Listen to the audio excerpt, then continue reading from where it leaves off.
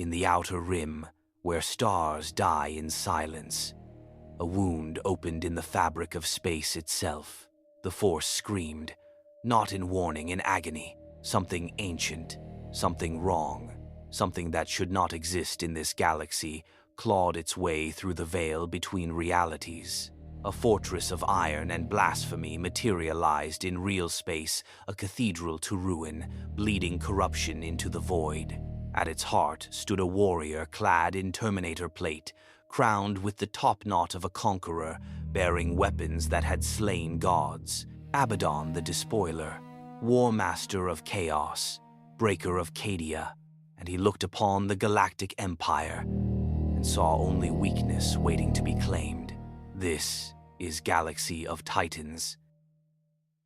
The Outer Rim had always been a place where the Empire's light flickered and died. Out here, past the spine of known hyperspace lanes, silence was a currency more valuable than credits. Imperial patrols moved through the darkness with mechanical precision corvettes and frigates, maintaining order in a galaxy that had forgotten how to resist. The inexorable, a Gozanti-class cruiser, drifted through the Stygian caldera with passive sensors extended. Captain Venn stood on the bridge, fingers drumming against the viewport rail. Routine. Everything was always routine out here. Pirates, smugglers. The occasional rebel cell, foolish enough to think distance meant safety. The sensor officer's console erupted with violent static. Captain, we're detecting a massive gravitic anomaly bearing 270. The words died in his throat. Space tore. Not the clean shimmer of hyperspace exit. Not the gentle folding of real space that Imperial engineers had mapped and mastered. This was something primal, something wrong. The fabric of existence split open like rotted cloth, bleeding purple and crimson energy that made the bridge viewports darken automatically. Reality screamed. Through the wound came a ship. No, not a ship. A cathedral, a fortress, a monument to 10,000 years of unending war. The vessel that materialized was vast beyond Imperial design philosophy, its hull a Baroque nightmare of spiked towers, Gothic arches, and brass-trimmed battlements. Chains the size of star destroyers hung from its flanks. Gargoyles crouched along weapon batteries that glowed with sickly, pulsing light. The hull itself seemed to breathe, as if the metal had fused with something organic, something that lived and hungered. The Vengeful Spirit. Flagship of the War Master. Tomb and Throne of Abaddon the Despoiler. All stations, battle alert! Venn's voice cracked. His training, his years of service, his unwavering faith in Imperial superiority, all of it shattered against the reality of what his eyes perceived. Get me a communications channel to Coruscant. Tell them. The sensor officer's screen went white, then black, then filled with symbols that hurt to perceive, angular, jagged things that seemed to crawl across the display like insects. Captain, that vessel is massive, 8 kilometers in length. Power readings are. Sir, our sensors can't properly categorize them. The energy signatures don't match any known reactor design. And there's something else. Something in the forward viewport filled with light. Not the clean emerald of turbo lasers. Not the precise targeting solutions of Imperial gunnery doctrine. These were streams of corrupt brilliance, purple-tinged lances that tore through the Inexorable's shields like they were made of mist. The dorsal hull plates boiled away. Armor that had been rated to withstand sustained rebel bombardment simply ceased to exist. Molecular bonds unraveling under the touch of weapons that drew power from a dimension the galaxy had no name for. Venn felt heat. Felt the deck buckling beneath his boots, felt his crew screaming not in pain, but in something worse. Terror, existential, soul-deep terror at witnessing something that should not be. The last thing he saw before the bridge lost atmosphere was a figure on the Vengeful Spirit's command deck. Massive, armored in Terminator plate, so ancient it predated the Imperium itself.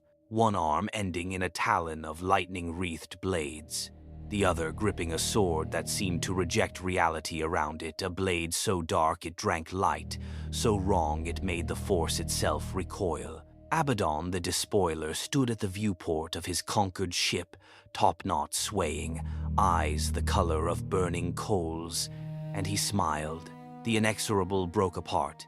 37 crew, 37 souls, added to the warp's eternal feast. If you're ready to witness the galaxy torn asunder by forces beyond the Empire's comprehension, then do us a favor, hit that subscribe button and ring the notification bell. The War Master's conquest has only just begun, and you won't want to miss a single moment of this dark crusade.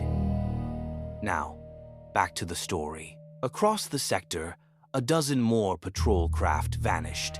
Clean, efficient, brutal, the Black Legion had arrived. Deep in the vengeful spirit's strategium, Abaddon stood before a hololithic display that his sorcerers had adapted to map this new galaxy. The projections flickered with data stolen from the devoured Imperial vessels, hyperspace lanes, planetary systems, fleet deployments, political structures.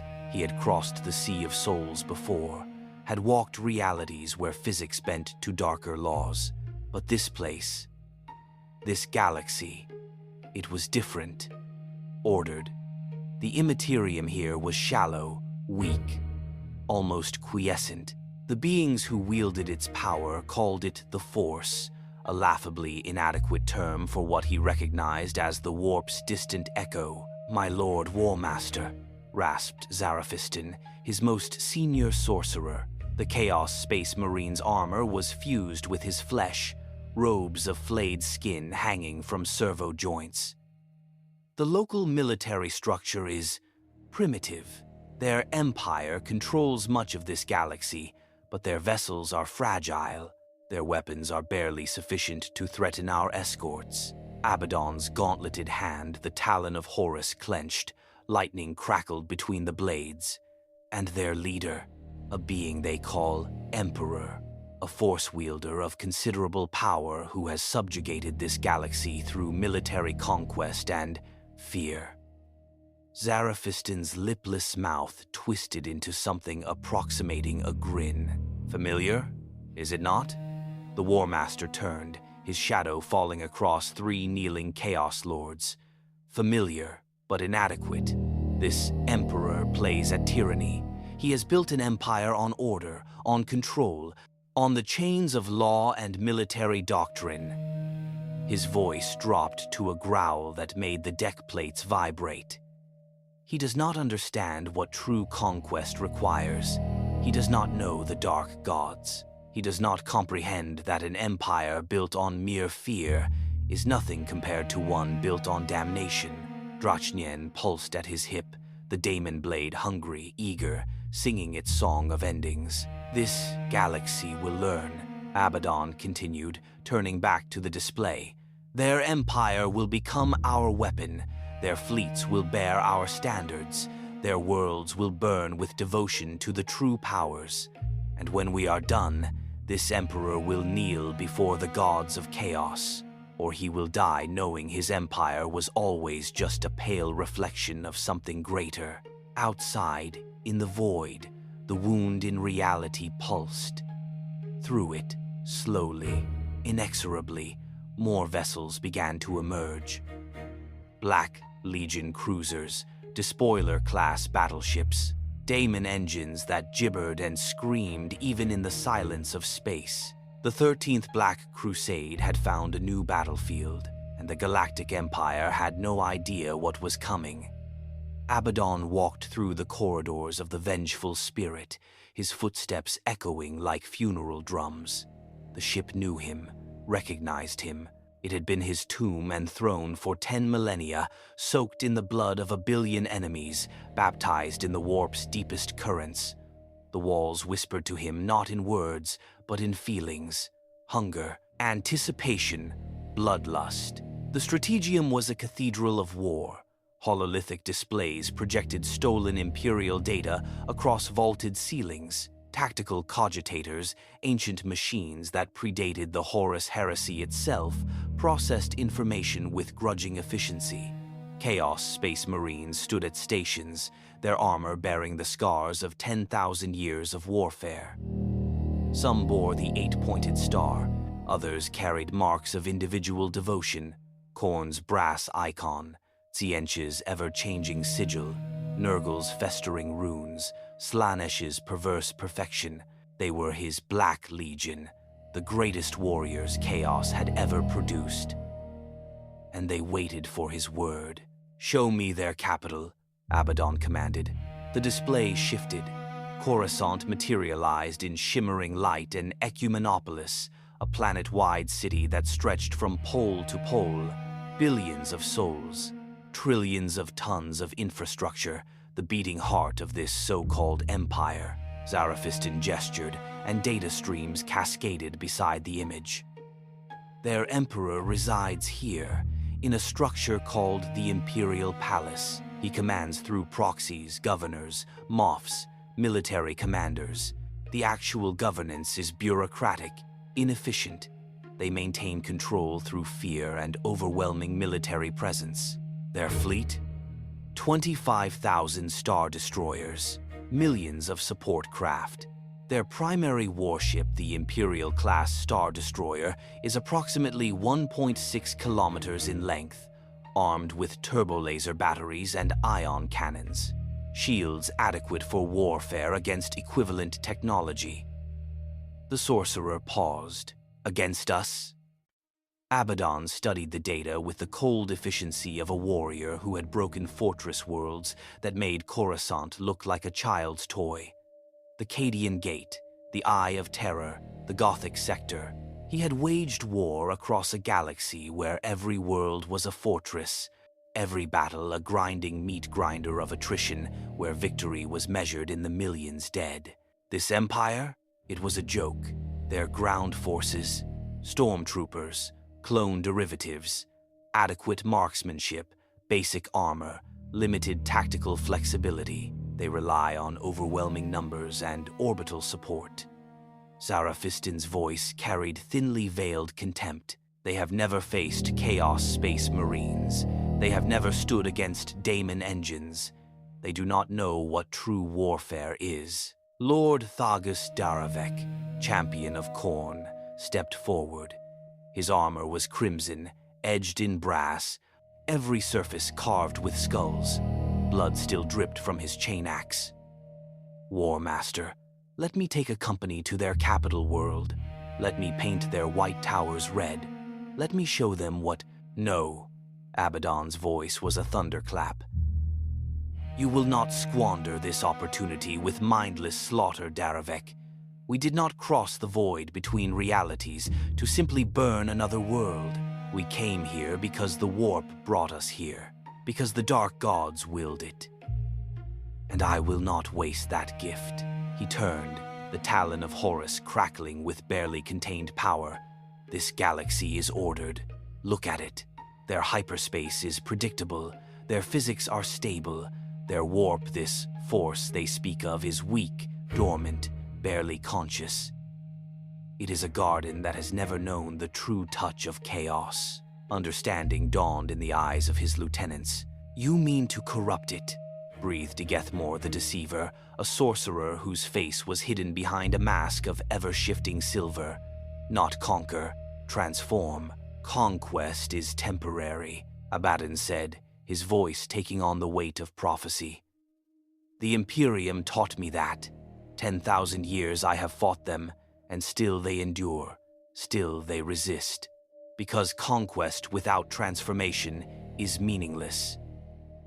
You can kill a man, but his sons will rise against you. You can burn a world, but its survivors will rebuild." He pointed at Coruscant. "But if you change what a man is, if you remake his soul, twist his desires, show him that the chains he wears are nothing compared to the freedom of damnation, then you do not need to conquer. He conquers for you." The strategium fell silent. Even the demon engines in their cages seemed to listen. "This empire is built on fear and order. We will show them something beyond fear. We will introduce them to the dark gods. We will spread the blessings of chaos through their ranks like a plague. And when we are done, their emperor will rule over nothing but madness and ruin. And if their emperor resists? Asked Zarafistan. The data suggests he is a powerful force wielder, perhaps the most powerful in their galaxy. Abaddon's hand fell to Draknien. The demon sword pulsed with obscene hunger. Then I will do what I did to the last emperor who stood against me. I will break him.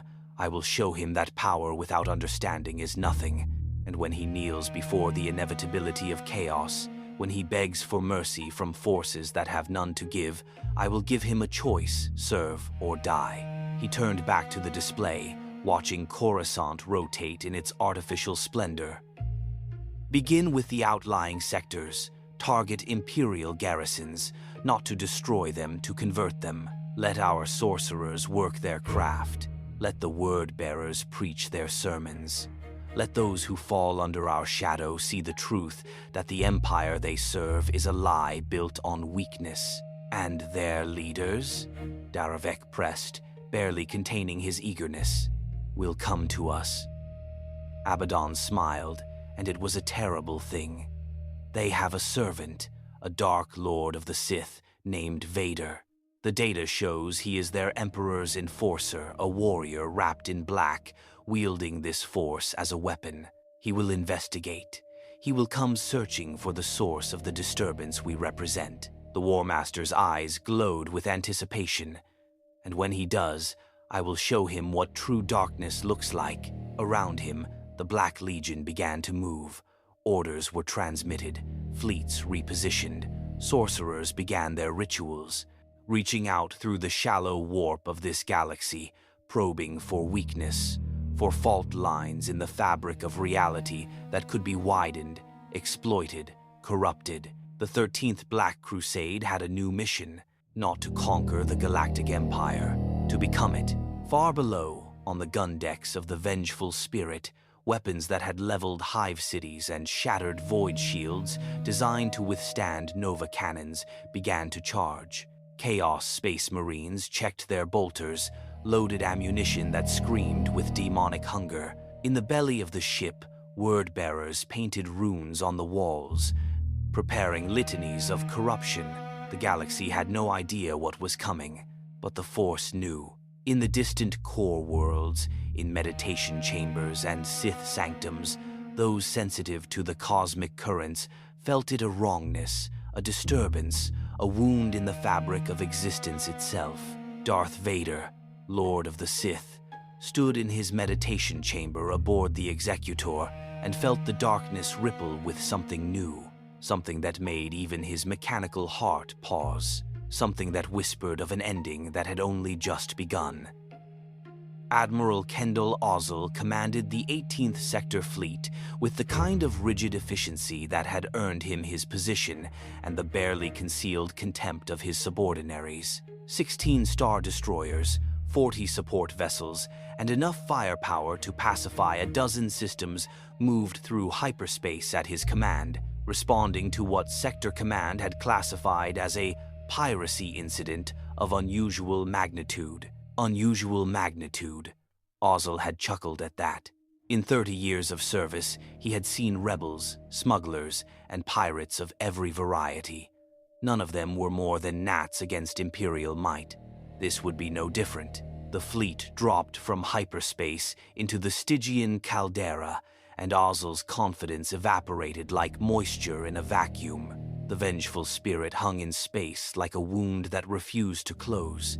Its escorts, 5 vessels that dwarfed even his Star Destroyers, flanked it in a formation that spoke of military discipline far beyond pirate rabble. Their hulls were wrong, twisted, covered in architecture that hurt to perceive, as if the ships themselves had been tortured into their current forms. Admiral, sensors are malfunctioning, reported Lieutenant Ardown from the sensor station aboard the relentless Ozzel's flagship. The power readings from those vessels don't correspond to any known reactor signature. And sir, there's something else. The crew is reporting. feelings, anxiety, dread. Medical is seeing increased stress responses across all decks. Ozzel felt it too. A pressure behind his eyes, a whisper at the edge of hearing that made his skin crawl. He forced steel into his voice. Ridiculous. Open a channel. All ships, battle stations. We'll show these insurgents what happens when they challenge the Empire. The communications officer worked his console. Static filled the bridge. Then, cutting through it like a blade through flesh, came a voice, deep, ancient, carrying the weight of 10 millennia. I am Abaddon, War Master of Chaos, Despoiler of Worlds, chosen of the Dark Gods. You have entered my domain. You will kneel, convert, or die. There are no other options. The bridge fell silent. Several officers exchanged glances. Ozzel felt rage overwhelm his unease. This is Admiral Kendall Ozzel of the Galactic Empire. You are in violation of Imperial space. Power down your vessels and prepare to be boarded, or we will destroy you. Laughter. Low, dark, genuinely amused. You mistake me for one who fears your threats. Very well, Admiral. Let me educate you on the nature of power. The channel died. The vengeful spirit's gun batteries opened fire. What happened next would be analyzed by Imperial tactical officers for years, those few who survived to file reports. The weapons that tore into Ozzel's fleet were unlike anything in the Imperial arsenal. They didn't simply destroy. They unmade. Lance strikes of corrupted energy that passed through shields as if they didn't exist, causing molecular disintegration on a scale that made turbo lasers look primitive. Macro cannons that fired shells the size of small starfighters, each one containing a fragment of demonic essence that screamed through the void before detonating with reality-warping force. The Star Destroyer Inexorable Justice took a direct hit to its bridge tower. The armor didn't melt or vaporize, it transformed, writhing like living tissue before collapsing into a substance that resembled corroded brass. The entire superstructure folded in on itself, crews screaming as their bodies were fused with bulkheads that had suddenly developed teeth. Evasive maneuvers, Ozzel screamed. All ships, concentrate fire on the lead vessel. The Imperial fleet responded with disciplined fury. Turbolaser batteries blazed, emerald lances of energy converging on the vengeful spirit from multiple vectors. Ion cannons discharged, seeking to disable the enemy's systems. The Chaos flagship's shields absorbed the assault with contemptuous ease. Void shields designed to withstand weapons that could crack continents flickered and held. Where the occasional shot penetrated, hitting bare hull, the damage was superficial scorched metal that seemed to heal, knitting back together with obscene fluidity.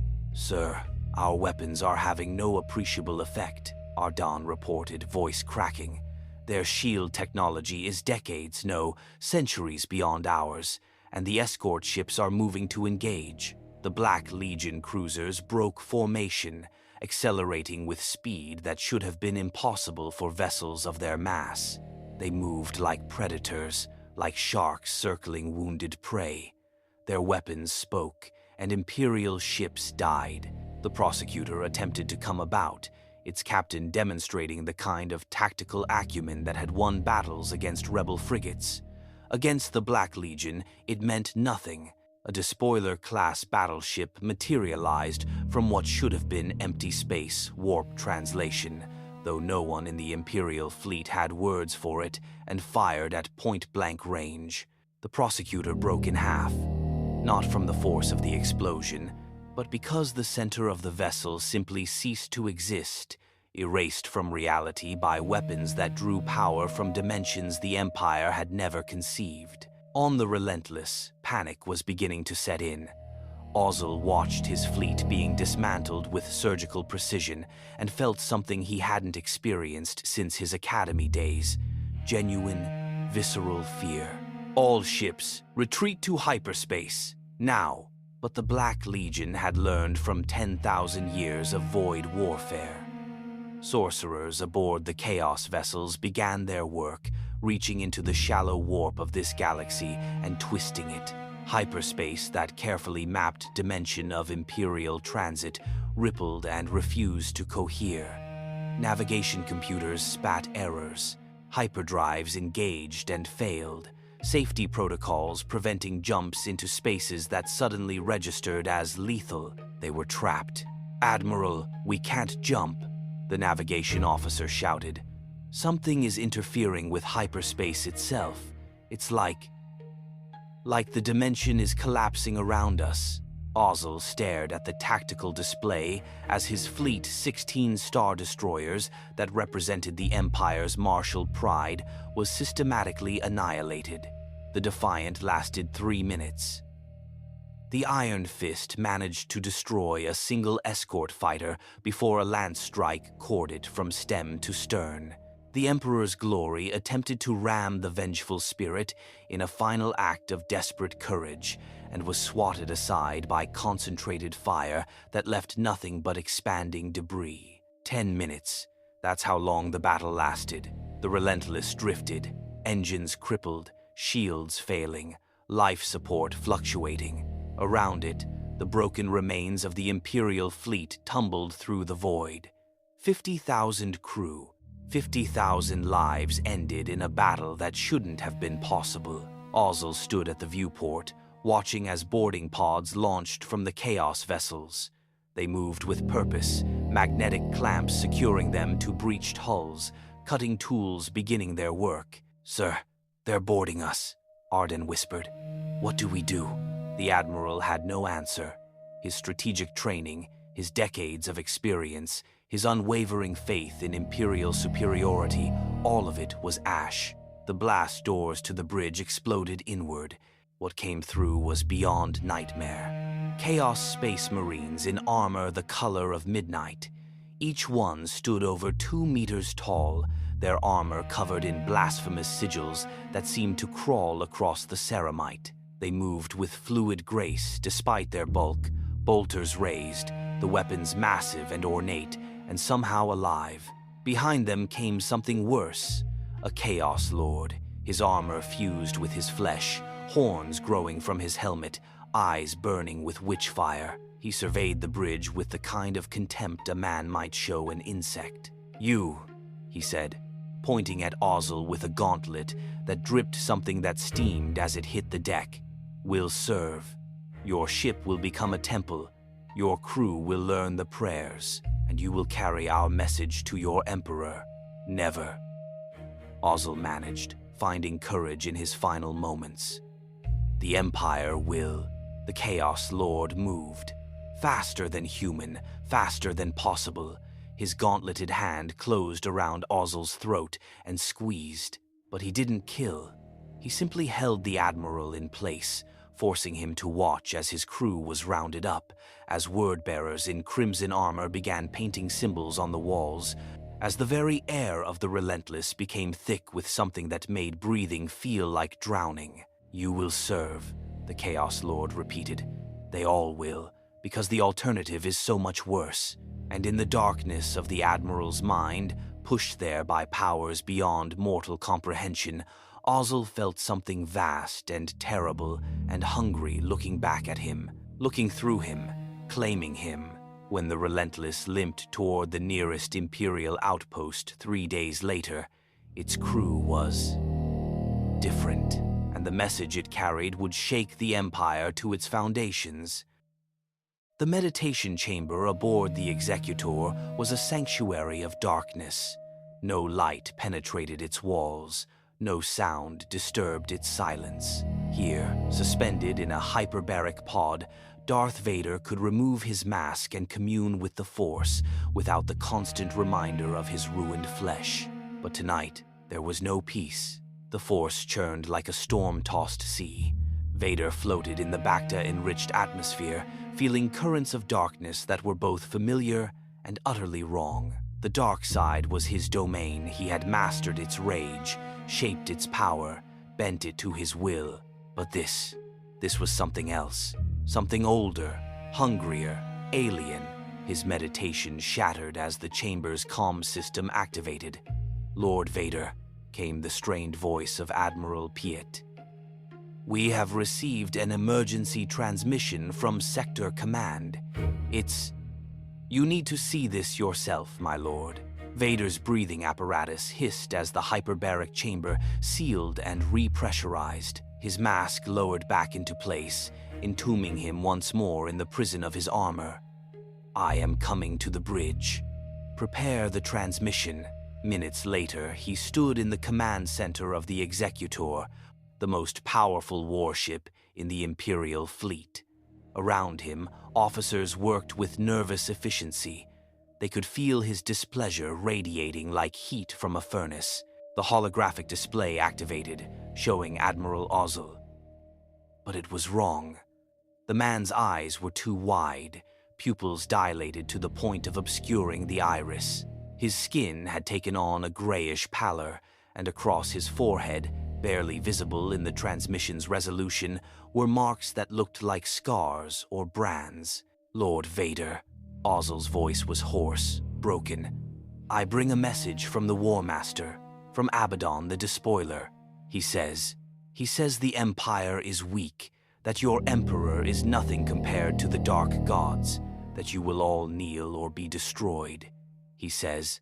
Ozzel's body spasmed, his head jerked back, and when he screamed, it was with a voice that wasn't entirely his own, a chorus of whispers underlying his words.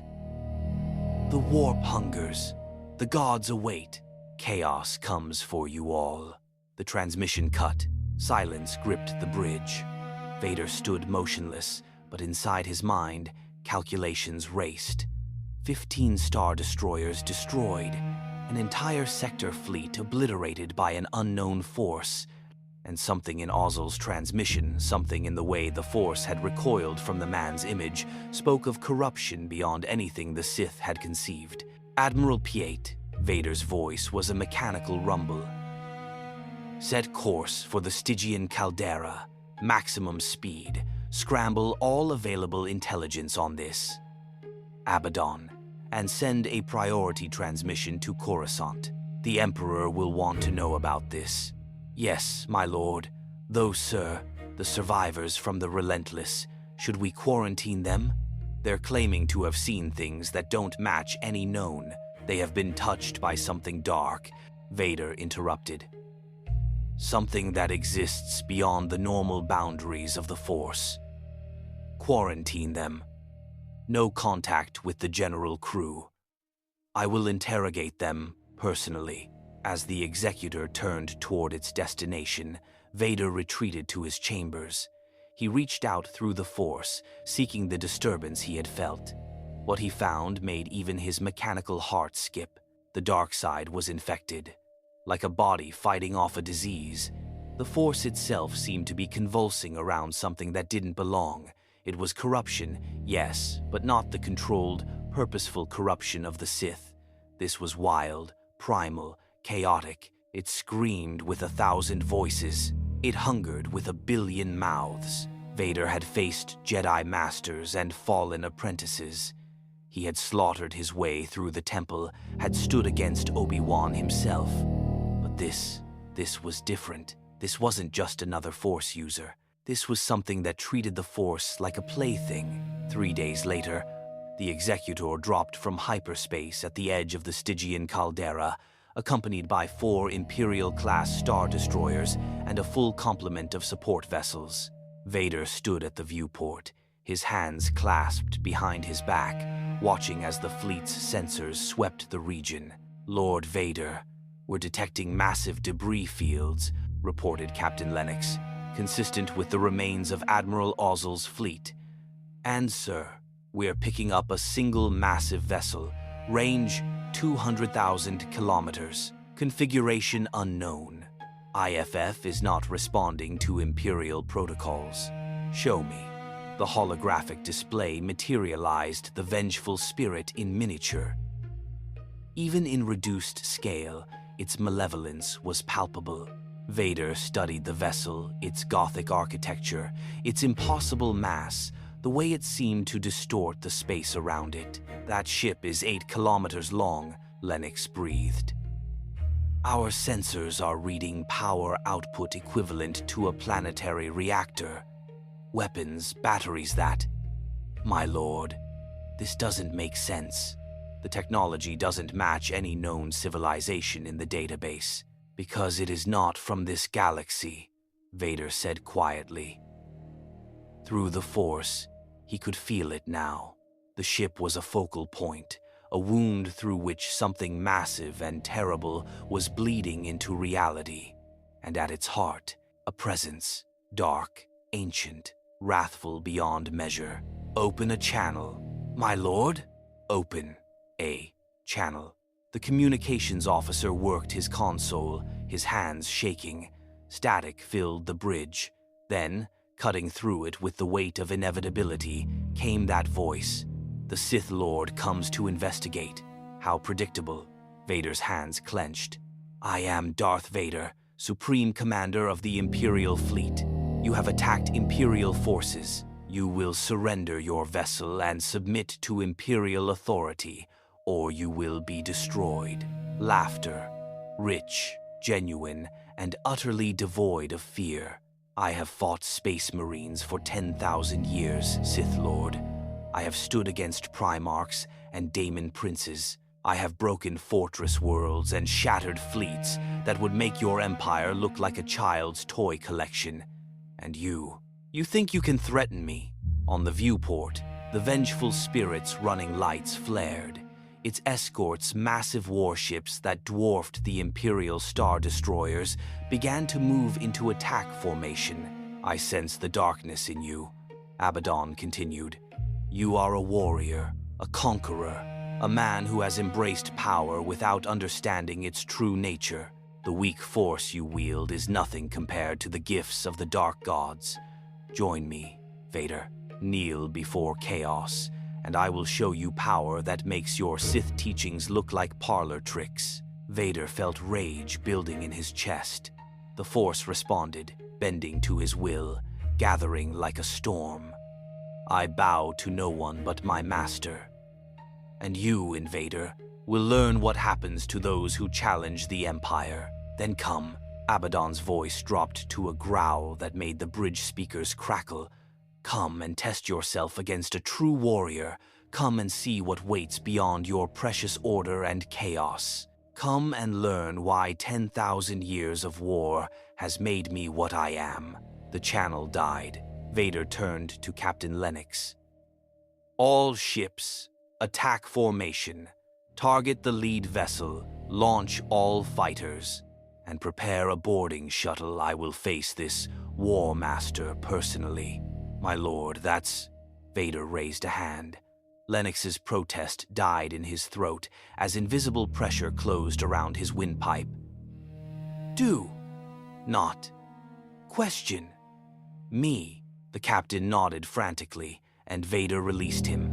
Around them, the Executor's massive weapons began to track targets. TIE fighters launched from hangar bays in their hundreds, swarming toward the Chaos Fleet like angry insects. Vader watched them go and reached deep into the Force, drawing on reserves of power that made nearby officers stumble with vertigo. He would show this invader what Sith power truly meant. He would demonstrate why the dark side, properly mastered, was unstoppable. But even as his confidence surged, a small voice in the back of his mind, the part that was still Anakin Skywalker, still capable of doubt, whispered a warning. He had felt this before. This certainty, this pride, on Mustafar, just before Obi-Wan crippled him. Vader crushed the memory and strode toward the hangar bay, his cape billowing behind him, his lightsaber cold against his hip. Behind him, the Executor and its escorts opened fire on the vengeful spirit, emerald lances of turbo-laser fire converging on the Chaos flagship. And in the strategium of that ancient vessel, Abaddon smiled and gave the order his warriors had been waiting for. Let them come. Show these children what real war looks like. The void erupted in fury. The Executor's broadside unleashed devastation that had reduced Rebel capital ships to molten slag. Turbo-laser batteries spoke in emerald thunder, each shot carrying enough energy to vaporize a city block. Ion cannons discharged with clinical precision, targeting the vengeful spirit's drive systems and weapon arrays. The 4 accompanying Star Destroyers added their fire, creating a storm of destruction that had ended fleet engagements against the rebellion in minutes. Against the vengeful spirit, it was barely an inconvenience. The void shields flickered, absorbing punishment that should have been impossible. Where Imperial fire penetrated rare breaches in the ancient defensive systems, it struck armor that had survived 10 millennia of warfare.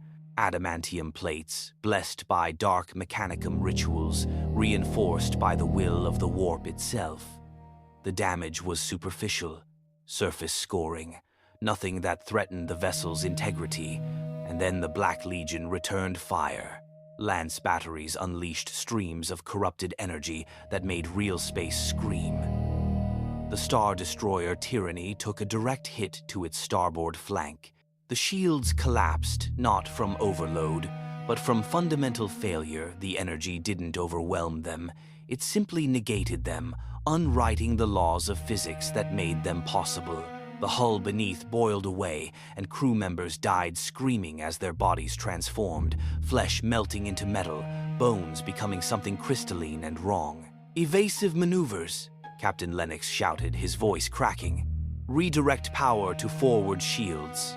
The Executor banked, its massive bulk moving with ponderous grace. TI fighters swarmed the space between the fleets, their pilots demonstrating the skill that had made them the terror of Rebel squadrons. They strafed the Chaos escorts, laser fire sparking against hulls that refused to yield. Then the demon engines launched. They weren't fighters, not in any conventional sense. They were machines possessed by entities from the warp, screaming amalgamations of metal and malice that moved with impossible agility. They tore through TIE formations like hawks through sparrows, weapons that shouldn't exist, reducing Imperial fighters to expanding clouds of vapor. Vader watched from his shuttle, flanked by 24 of his finest stormtroopers and a squad of Imperial Royal Guards. Through the viewport, he witnessed the battle's brutal calculus. The tyranny was gone, broken and dying. The Imperator was listing, its engines crippled. The Executor itself shuddered under sustained fire that its shields were struggling to absorb. "My lord, perhaps we should delay the boarding action," suggested Commander Voss, leader of the Royal Guard. "The fleet is taking heavy casualties. We may need to withdraw," and Vader's hand rose. Voss's words died as invisible fingers closed around his throat. "I do not retreat, I do not withdraw, and I do not tolerate cowardice." He released the commander, who gasped and fell to his knees. "We proceed. Pilot, take us in." The Lambda-class shuttle accelerated, threading through the chaos of battle. Debris tumbled past pieces of Star Destroyers, fragments of TIE fighters, things that might have been bodies but were too twisted to identify. The vengeful spirit loomed ahead, a mountain of corrupted metal and malevolent architecture. Vader reached out through the Force, probing the vessel. What he found made his mechanical breathing hitch. The ship was alive. Not metaphorically, literally alive. The Force showed him corridors that pulsed like veins, bulkheads that exhaled, machinery that dreamed. And deeper, in the ship's heart, he felt the presence he'd sensed before. The War Master, waiting, eager. The shuttle's landing clamps magnetized to a section of hull that appeared relatively intact. Cutting torches began their work, slicing through armor that resisted with stubborn malevolence. 5 minutes of work that should have taken 30 seconds. When the breach finally opened, what poured out wasn't atmosphere. It was something thicker, warmer, carrying a scent like copper and burning incense. Vader stepped through first, lightsaber igniting in his hand. The crimson blade cast bloody light across a corridor that defied Imperial engineering principles. The walls were covered in bas-reliefs of battles, scenes of such violence and scale that they seemed to move in the corner of one's vision. Chains hung from the ceiling, some of them draped with things that might have been trophies, might have been warnings. The stormtroopers followed, weapons raised, moving in textbook formation. The royal guards flanked Vader, Force pikes at the ready. They advanced 50 meters before the first contact. A blast door at the end of the corridor split open, and Chaos Space Marines emerged. They moved like thunder given form, each one a giant in power armor that made the stormtroopers look like children playing soldier. Their bolters rose, and when they fired, the sound was apocalyptic. Mass reactive rounds tore through stormtrooper armor like tissue paper, detonating inside bodies, reducing men to red mist and shattered ceramite. Vader's lightsaber became a blur. He deflected a bolter round, felt the impact shudder up his arm, felt the round detonate against his blade, felt shrapnel pepper his armor. These weren't blaster bolts. They were solid projectiles moving at supersonic speeds. Deflection was possible, but difficult, draining. He reached out with the Force and crushed. A Chaos Space Marine's helmet imploded, ceramite crumpling like foil. The warrior staggered, blood pouring from his face, but didn't fall, didn't die. Instead, he roared a sound that carried too many voices and charged. Vader met him, lightsaber cutting through the Space Marine's bolter, through his armored gauntlet, through his chest. The warrior fell, smoke rising from the cauterized wound. But his brothers pressed forward, and Vader found himself fighting in a way he hadn't since his duel with Obi-Wan, desperately. The royal guards fought with disciplined precision, Force pikes finding gaps in Chaos armor, electrified tips disrupting the warriors' nervous systems. They killed 2 Space Marines before a chainsword, a roaring blade of motorized teeth, split one guard from shoulder to hip. Vader drew on the Force, pulling power from his rage, his hatred, his pain. He became a storm of destruction, his lightsaber cutting through armor, his telekinesis hurling warriors against walls with bone-shattering force. The corridor became a charnel house, filled with the dead and dying of both sides. And then the Chaos Marines withdrew, not in retreat in anticipation. The corridor ahead rippled, reality bent, and Abaddon the Despoiler stepped into view. He was massive, taller than any Space Marine, his Terminator armor making him a walking fortress. The Talon of Horus crackled with energy that made Vader's mechanical eyes water. Drachnien hung at his hip, the daemon sword radiating hunger so intense it was almost palpable. Sith Lord. Abaddon's voice was a rumble that seemed to come from everywhere at once. You actually came. I respect that. It takes courage to face an enemy you cannot comprehend. Vader ignited his lightsaber, the blade humming with deadly promise. You talk too much, Invader. Let us see if your skills match your arrogance. Oh, they do. Abaddon moved. Vader had fought Force users, Jedi Masters, assassins of every caliber. He knew speed. He knew power. But Abaddon was something else, 10,000 years of combat experience, compressed into a body enhanced by Chaos blessings. The War Master closed the distance in a heartbeat, the Talon of Horus sweeping in a killing arc. Vader parried. The lightsaber met the lightning claws, and reality shrieked. The Talon of Horus didn't just conduct energy, it consumed it, drinking in the lightsaber's power and redirecting it. Vader felt the drain, felt his weapon flickering, felt the War Master's strength pressing against him. He pushed back with the Force, telekinetic power slamming into Abaddon like a physical blow. The War Master grunted, slid back half a meter, and laughed. Is that all? The great Sith power? Abaddon's eyes glowed with contempt. I have fought librarians who could unmake reality with a thought. I have stood against daemon princes who wielded the warp itself as a weapon. And you think your parlor tricks will stop me? He attacked again, and this time Vader barely blocked. The Talon struck from 3 angles simultaneously, each claw seeking a killing blow. Vader's lightsaber wove a defensive pattern, his combat programming working in perfect synchronization with the Force. But it wasn't enough. Abaddon was better. Not stronger, though he was, that too. Not faster, though his speed defied his bulk. He was better because he'd fought enemies that made Jedi Masters look like initiates. Because every technique Vader used, every Force power he employed, Abaddon had seen equivalents of in 10 millennia of war. The War Master's fist, his left hand, augmented by Terminator armor, smashed into Vader's chest. The Sith Lord flew backward, crashing through a bulkhead, his armor cracking, alarms shrieking inside his suit. Abaddon followed, Drachnyen now in hand. The Daemon's sword sang its song of endings, eager to taste this new prey. Vader rose, reaching deep into the Force, drawing on the dark side with an intensity that made the corridor's lights flicker. He unleashed Force lightning, pure, concentrated hatred made manifest. It struck Abaddon full in the chest. The War Master's armor smoked. Ceramite cracked.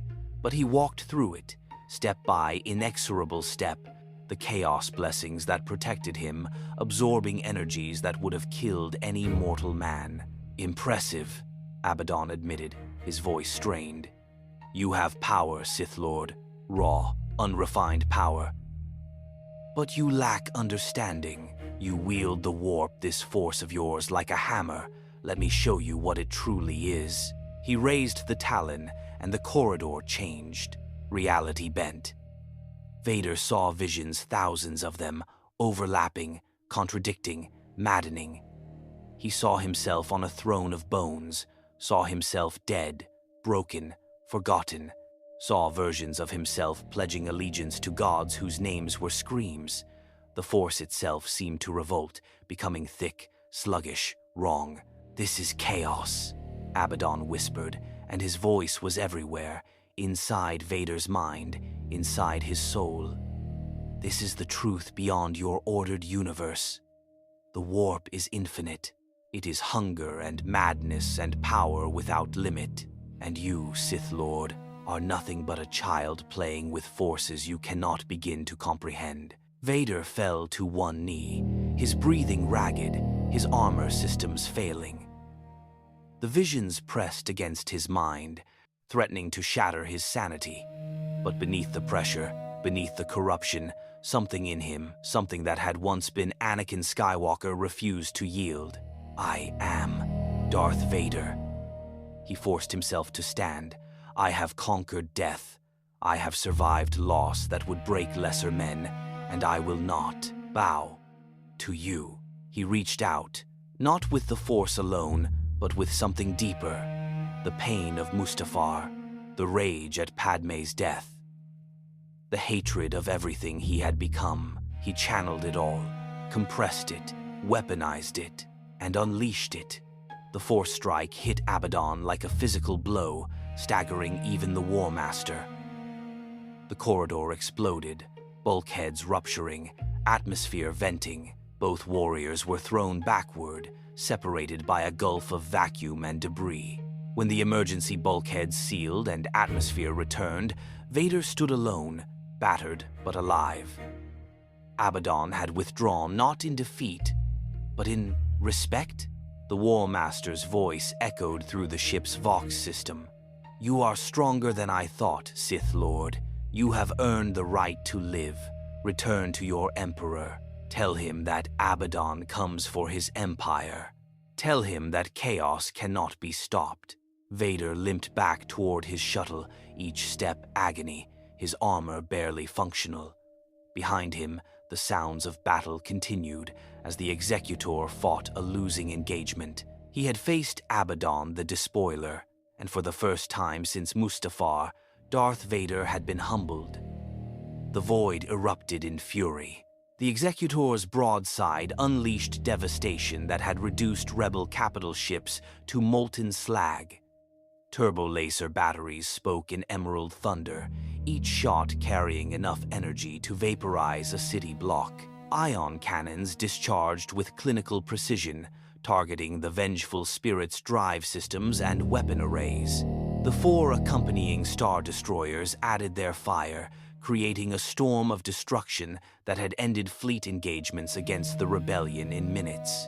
Against the vengeful spirit, it was barely an inconvenience. The void shields flickered, absorbing punishment that should have been impossible. Where Imperial fire penetrated rare breaches in the ancient defensive systems, it struck armor that had survived 10 millennia of warfare. Adamantium plates, blessed by dark mechanicum rituals, reinforced by the will of the warp itself. The damage was superficial, surface scoring, nothing that threatened the vessel's integrity, and then the Black Legion returned fire. Lance batteries unleashed streams of corrupted energy that made real space scream. The Star Destroyer Tyranny took a direct hit to its starboard flank. The shields collapsed, not from overload, but from fundamental failure. The energy didn't overwhelm them. It simply negated them, unwriting the laws of physics that made them possible. The hull beneath boiled away, and crew members died screaming as their bodies transformed, flesh melting into metal, bones becoming something crystalline and wrong. "Evasive maneuvers," Captain Lennox shouted, his voice cracking. "Redirect power to forward shields." The Executor banked, its massive bulk moving with ponderous grace. TI fighters swarmed the space between the fleets, their pilots demonstrating the skill that had made them the terror of rebel squadrons. They strafed the Chaos escorts, laser fire sparking against hulls that refused to yield. Then the demon engines launched. They weren't fighters, not in any conventional sense. They were machines possessed by entities from the warp, screaming amalgamations of metal and malice that moved with impossible agility. They tore through TIE formations like hawks through sparrows, weapons that shouldn't exist, reducing Imperial fighters to expanding clouds of vapor. Vader watched from his shuttle, flanked by 24 of his finest stormtroopers and a squad of Imperial Royal Guards. Through the viewport, he witnessed the battle's brutal calculus. The tyranny was gone, broken and dying. The Imperator was listing, its engines crippled. The Executor itself shuddered under sustained fire that its shields were struggling to absorb. "My lord, perhaps we should delay the boarding action," suggested Commander Voss, leader of the Royal Guard. "The fleet is taking heavy casualties. We may need to withdraw," and Vader's hand rose. Voss's words died as invisible fingers closed around his throat. "I do not retreat, I do not withdraw, and I do not tolerate cowardice." He released the commander, who gasped and fell to his knees. "We proceed. Pilot, take us in." The Lambda-class shuttle accelerated, threading through the chaos of battle. Debris tumbled past pieces of Star Destroyers, fragments of TIE fighters, things that might have been bodies but were too twisted to identify. The vengeful spirit loomed ahead, a mountain of corrupted metal and malevolent architecture. Vader reached out through the Force, probing the vessel. What he found made his mechanical breathing hitch. The ship was alive. Not metaphorically, literally alive. The Force showed him corridors that pulsed like veins, bulkheads that exhaled, machinery that dreamed, and deeper, in the ship's heart, he felt the presence he'd sensed before. The War Master, waiting, eager. The shuttle's landing clamps magnetized to a section of hull that appeared relatively intact. Cutting torches began their work, slicing through armor that resisted with stubborn malevolence. 5 minutes of work that should have taken 30 seconds. When the breach finally opened, what poured out wasn't atmosphere. It was something thicker, warmer, carrying a scent like copper and burning incense. Vader stepped through first, lightsaber igniting in his hand. The crimson blade cast bloody light across a corridor that defied Imperial engineering principles. The walls were covered in bas-reliefs of battles, scenes of such violence and scale that they seemed to move in the corner of one's vision. Chains hung from the ceiling, some of them draped with things that might have been trophies, might have been warnings. The stormtroopers followed, weapons raised, moving in textbook formation. The Royal Guards flanked Vader, Force pikes at the ready. They advanced 50 meters before the first contact. A blast door at the end of the corridor split open, and Chaos Space Marines emerged. They moved like thunder given form, each one a giant in power armor that made the stormtroopers look like children playing soldier. Their bolters rose, and when they fired, the sound was apocalyptic. Mass reactive rounds tore through stormtrooper armor like tissue paper, detonating inside bodies, reducing men to red mist and shattered ceramite. Vader's lightsaber became a blur. He deflected a bolter round, felt the impact shudder up his arm, felt the round detonate against his blade, felt shrapnel pepper his armor. These weren't blaster bolts. They were solid projectiles moving at supersonic speeds. Deflection was possible, but difficult, draining. He reached out with the Force and crushed. A Chaos Space Marine's helmet imploded, ceramite crumpling like foil. The warrior staggered, blood pouring from his face, but didn't fall, didn't die.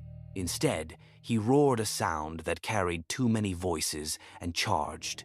Vader met him, lightsaber cutting through the Space Marine's bolter, through his armored gauntlet, through his chest. The warrior fell, smoke rising from the cauterized wound. But his brothers pressed forward, and Vader found himself fighting in a way he hadn't since his duel with Obi-Wan, desperately. The Royal Guards fought with disciplined precision, Force pikes finding gaps in Chaos armor, electrified tips disrupting the warriors' nervous systems. They killed 2 Space Marines before a chainsword, a roaring blade of motorized teeth, split one guard from shoulder to hip. Vader drew on the Force, pulling power from his rage, his hatred, his pain. He became a storm of destruction, his lightsaber cutting through armor, his telekinesis hurling warriors against walls with bone-shattering force. The corridor became a charnel house, filled with the dead and dying of both sides. And then the Chaos Marines withdrew, not in retreat in anticipation. The corridor ahead rippled, reality bent, and Abaddon the Despoiler stepped into view. He was massive, taller than any Space Marine, his Terminator armor making him a walking fortress. The Talon of Horus crackled with energy that made Vader's mechanical eyes water. Drachnien hung at his hip, the daemon sword radiating hunger so intense it was almost palpable. Sith Lord. Abaddon's voice was a rumble that seemed to come from everywhere at once. You actually came. I respect that. It takes courage to face an enemy you cannot comprehend. Vader ignited his lightsaber, the blade humming with deadly promise. You talk too much, Invader. Let us see if your skills match your arrogance. Oh, they do. Abaddon moved. Vader had fought Force users, Jedi Masters, assassins of every caliber. He knew speed. He knew power. But Abaddon was something else, 10,000 years of combat experience compressed into a body enhanced by chaos blessings. The War Master closed the distance in a heartbeat, the Talon of Horus sweeping in a killing arc. Vader parried. The lightsaber met the lightning claws, and reality shrieked. The Talon of Horus didn't just conduct energy, it consumed it, drinking in the lightsaber's power and redirecting it. Vader felt the drain, felt his weapon flickering, felt the War Master's strength pressing against him. He pushed back with the Force, telekinetic power slamming into Abaddon like a physical blow. The War Master grunted, slid back half a meter, and laughed. Is that all? The great Sith power? Abaddon's eyes glowed with contempt. I have fought librarians who could unmake reality with a thought. I have stood against daemon princes who wielded the warp itself as a weapon. And you think your parlor tricks will stop me? He attacked again, and this time Vader barely blocked. The Talon struck from 3 angles simultaneously, each claw seeking a killing blow. Vader's lightsaber wove a defensive pattern, his combat programming working in perfect synchronization with the Force. But it wasn't enough. Abaddon was better. Not stronger, though he was, that too. Not faster, though his speed defied his bulk. He was better because he'd fought enemies that made Jedi Masters look like initiates. Because every technique Vader used, every force power he employed, Abaddon had seen equivalents of in 10 millennia of war. The War Master's fist, his left hand, augmented by Terminator armor, smashed into Vader's chest. The Sith Lord flew backward, crashing through a bulkhead, his armor cracking, alarms shrieking inside his suit. Abaddon followed, Drachnyen now in hand. The daemon sword sang its song of endings, eager to taste this new prey. Vader rose, reaching deep into the Force, drawing on the dark side with an intensity that made the corridor's lights flicker. He unleashed Force lightning, pure, concentrated hatred made manifest. It struck Abaddon full in the chest. The War Master's armor smoked, ceramite cracked, but he walked through it, step by inexorable step, the chaos blessings that protected him, absorbing energies that would have killed any mortal man. Impressive, Abaddon admitted, his voice strained. You have power, Sith Lord, raw, unrefined power. But you lack understanding. You wield the warp, this force of yours, like a hammer. Let me show you what it truly is. He raised the talon, and the corridor changed. Reality bent. Vader saw visions, thousands of them, overlapping, contradicting, maddening.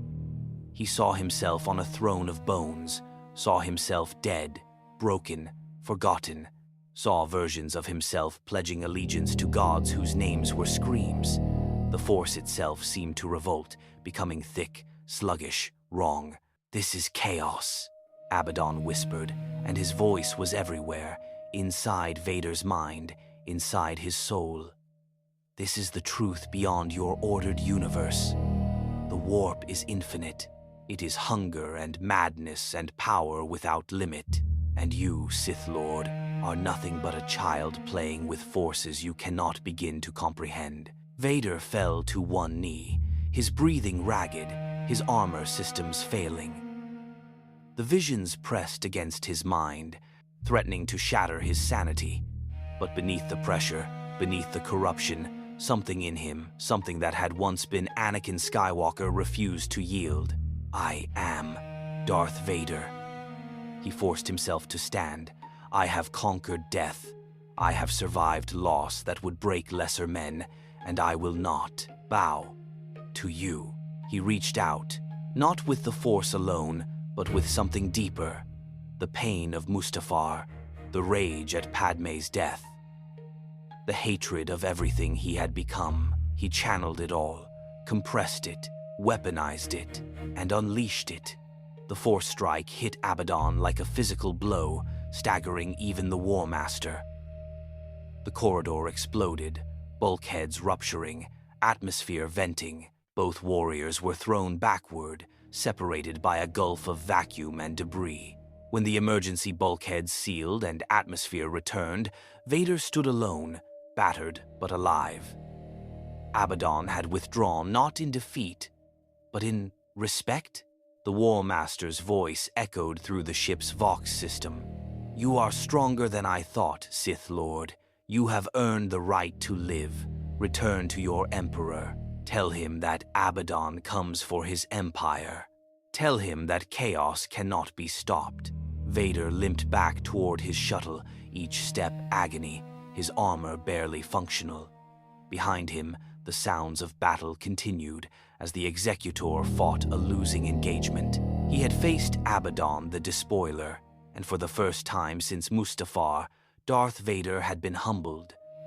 The throne room of the Imperial Palace was a monument to power vast, dark, illuminated only by the cold blue glow of holographic displays. Emperor Palpatine sat upon his seat, withered hands gripping the armrests, yellow eyes burning with an intensity that made even his most loyal servants flinch. Before him, a dozen holographic figures stood at attention. Grand Moffs, admirals, intelligence directors, the architects of imperial control, and every single one of them carried news of failure. 17 worlds compromised, reported Grand Moff Tarkin, his angular features tight with barely suppressed fury. 43 garrison uprisings, 6 Star Destroyers turned traitor, and the contagion is spreading faster than we can contain it. This is not a conventional military threat, my lord. This is ideological warfare on a scale we've never encountered. Palpatine's fingers drummed against the armrest. Show me the affected regions. The central holographic display shifted, showing the galaxy in miniature. Red markers bloomed across the outer rim like a cancer, each one a world touched by chaos. A garrison fallen to corruption, a fleet element turned against the Empire. The pattern was clear, deliberate, strategic. They're targeting our supply lines, observed Admiral Ozzel, the real Ozzel, not the corrupted thing that had returned from the Stygian caldera. That creature was being held in a containment facility deep beneath the palace, its screams audible even through reinforced walls, cutting us off from agricultural worlds, mining colonies, fuel depots, not to starve us, but to force us to concentrate our forces, to create gaps they can exploit. And the nature of this, corruption? Palpatine's voice was deceptively calm. What are our scientists telling us? Director Armand of Imperial Intelligence stepped forward, his face drawn. My lord, it defies conventional analysis. It's not biological. We've found no virus, no bacteria, no pathogen. It's not technological, no nanomachines, no control chips, no hypnotic broadcasts. It's mimetic, ideological. Those exposed begin questioning Imperial authority. They report dreams, visions, promises of power from entities they call the Dark Gods, Force entities. We don't believe so, my lord. The Inquisitorius has investigated. Whatever these beings are, they exist outside the normal parameters of the Force. They feel alien, wrong. Even our most powerful Force users report extreme discomfort when attempting to probe the phenomenon. Palpatine leaned forward, his eyes narrowing. And Vader? He confronted this War Master personally. What does he report? Grand Moff Tarkin cleared his throat. Lord Vader is resistant to debriefing, my lord. He claims the War Master is unlike any threat the Empire has faced, that his power comes from a source beyond our understanding, that he wields something called chaoses that treats the Force itself as a tool rather than a fundamental law. For a long moment, silence gripped the throne room. Then, slowly, deliberately, Emperor Palpatine began to laugh. It was not the laugh of amusement. It was the sound of a predator recognizing a worthy challenge, of a Sith Lord who had spent decades consolidating power, finally encountering something that could threaten his carefully constructed order. Magnificent, he breathed. Truly magnificent. This Abaddon is not a warlord, not a Jedi remnant, not a rebel pretender. He is something I have not faced in decades, a genuine threat. His eyes blazed. And threats must be eliminated with absolute prejudice. He rose from his throne, and every holographic figure unconsciously stepped back. The Emperor's presence filled the room, ancient, malevolent, vast beyond mortal comprehension. Grand Moff Tarkin, you will implement Protocol 17 across all affected sectors. Any world showing signs of corruption is to be quarantined immediately. Any ship attempting to leave quarantine zones is to be destroyed without warning. I don't care if it's carrying refugees, Imperial personnel, or my own generals. Nothing escapes. My lord, Protocol 17 will result in billions of deaths.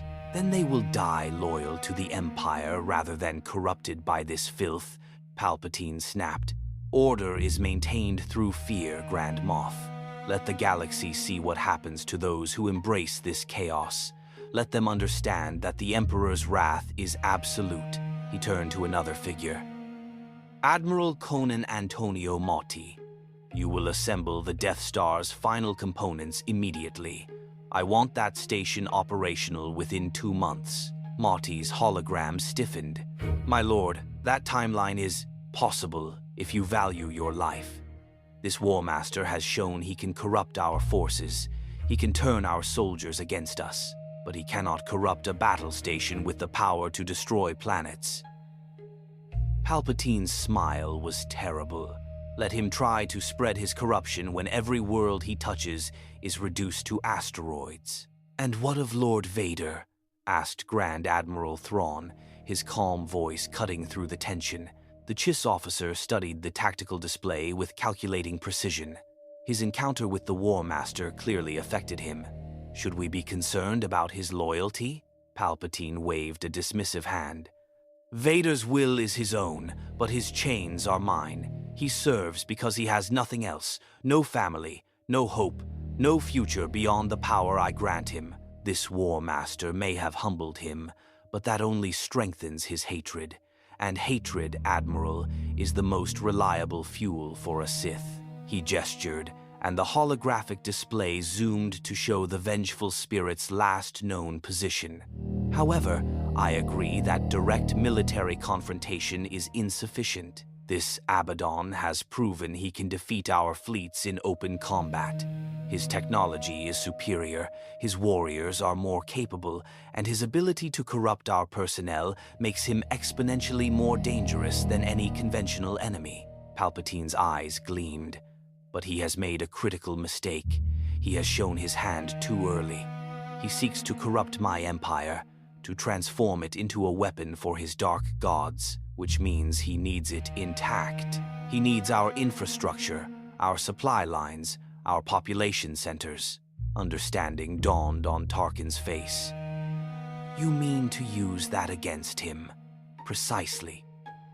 If he wants my empire, he must take it world by world, sector by sector, and while he does, I will prepare. Palpatine turned back to his throne, settling into it like a spider in its web. Summon the Inquisitorius, all of them. I want every Force-sensitive asset we possess studying this phenomenon. Find its weaknesses, learn how to resist it, and more importantly, learn how to weaponize it. My lord, Director Armand looked confused. This chaoses he brings is a tool, Director. A powerful tool, but a tool nonetheless. If it can corrupt Imperial forces to serve him, then it can be studied, understood, and potentially redirected. The Sith have mastered the dark side by understanding that emotion and passion are sources of power. This chaos is simply another form of that principle amplified, certainly, but not fundamentally different. He steepled his fingers. I will not simply resist this invasion. I will learn from it, and when I understand the nature of these dark gods he serves, I will show him what true mastery of darkness looks like. After all, I did not become emperor by fearing the dark. I became emperor by owning it. The holographic council exchanged uncertain glances, but orders were orders, and the emperor's will was absolute. As the meeting concluded and the holograms winked out one by one, Palpatine sat alone in his throne room, reaching out through the Force. He felt the corruption spreading, tasted its alien flavor, sensed its terrible hunger. It was unlike anything in the galaxy's natural order. It came from outside, from beyond, from dimensions that even his Sith knowledge had never fully explored. But Palpatine had not survived this long by fearing the unknown. He had survived by consuming it, deep beneath the Imperial Palace. In containment cells that didn't officially exist, the corrupted Admiral Ozzel screamed. Inquisitors worked on him with tools, both technological and Force-based, trying to understand the nature of his transformation, trying to find the mechanism by which chaos infected its victims. The experiments were brutal, unethical, absolutely necessary. And through it all, Ozzel screamed in languages that predated humanity, calling out to gods that answered with promises of damnation and transcendence. Elsewhere in the galaxy, Abaddon stood aboard the vengeful spirit and felt Palpatine's response through the warp. The Emperor was adapting, preparing, refusing to simply fall before the inevitability of chaos. He's stronger than I anticipated, Abaddon admitted to Zarafistan. This Emperor, He doesn't fear what he doesn't understand. He seeks to master it. Then we accelerate, the sorcerer suggested. Increase the corruption, strike at the core worlds directly, overwhelm him before he can mount an effective defense. No, Abaddon's voice was firm. That is exactly what he expects. He wants us to overextend, to make mistakes, to grow arrogant in our power. He has spent decades building this empire. He knows its weaknesses better than we do, and he will exploit our aggression if we give him the opportunity. He turned to the tactical display, studying the galaxy with the eyes of a general who had fought for 10,000 years. We continue as planned. Spread the corruption systematically. Convert those who are willing. Eliminate those who resist. And most importantly, show the galaxy that their emperor cannot protect them, that his power, for all its vaunted supremacy, is insufficient against what we represent. And when he deploys this Death Star they're constructing, Abaddon smiled. Then we will show him that even a planet killer is meaningless when reality itself can be rewritten. The Imperium built weapons that dwarfed his Death Star, and chaos consumed them all. This will be no different. He looked out at the stars, at this galaxy that was so ordered, so pristine, so ripe for corruption. Let the Emperor rage. Let him scheme. Let him prepare his weapons and his defenses. It will change nothing. Chaos is inevitable. It is entropy made conscious, and no amount of order can stand against it forever. In the depths of space, the wound in reality pulsed. Through it, more vessels emerged, more Black Legion forces, more word-bearers, more corruption given form. The 13th Black Crusade was entering its next phase, and the Galactic Empire was about to learn that some wars cannot be won with fleets and armies. Some wars are fought in the soul, and those wars, Abaddon knew from bitter experience, were the only ones that truly mattered. The imperial world of Korriban's Echo had been a strategic hub for 30 years, a nexus of hyperspace lanes that connected the outer rim to the mid-rim territories. 3 billion souls lived on its surface.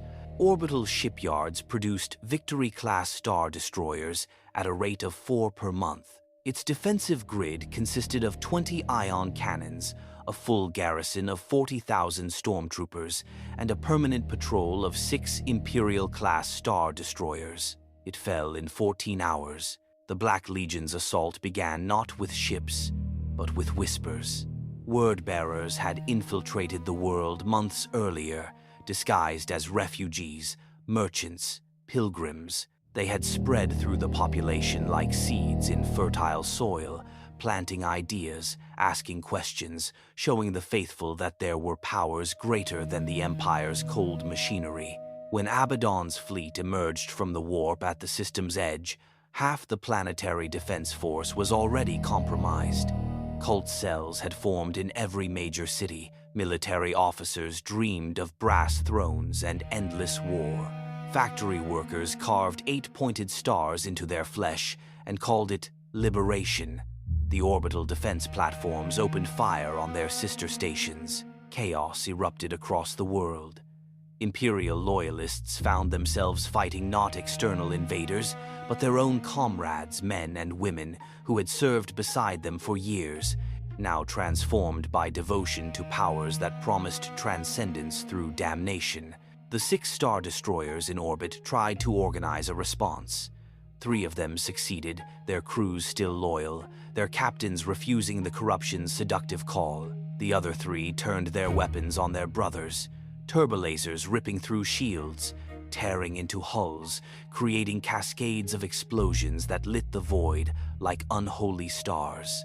And then the vengeful spirit arrived, accompanied by 24 Black Legion warships. The battle was less a fight than an execution. The loyal star destroyers were already wounded, their crews demoralized by betrayal, their tactical coherence shattered. Against the full might of Abaddon's fleet, they stood no chance. The Righteous Fury went down first, its reactor detonating after a sustained barrage from 3 Despoiler-class battleships. The Emperor's will lasted longer, its captain, a veteran named Soren, managing to destroy a Black Legion cruiser before lance strikes cored his ship from bow to stern. The Indomitable tried to flee into hyperspace and found the dimensional pathway blocked by sorcerers who had twisted reality into a cage. Soren's last transmission was defiant.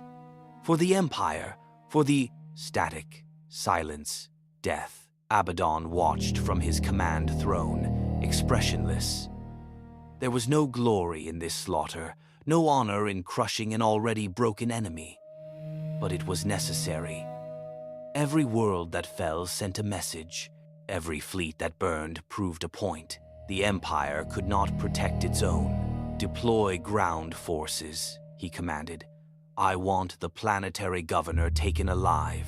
He will broadcast our terms to the core worlds. Thunderhawks descended through atmospheric fire, their hulls painted with blasphemous runes that glowed in the darkness. Chaos Space Marines emerged from drop pods, their boots crushing ferrocrete as they advanced through cities that were already tearing themselves apart.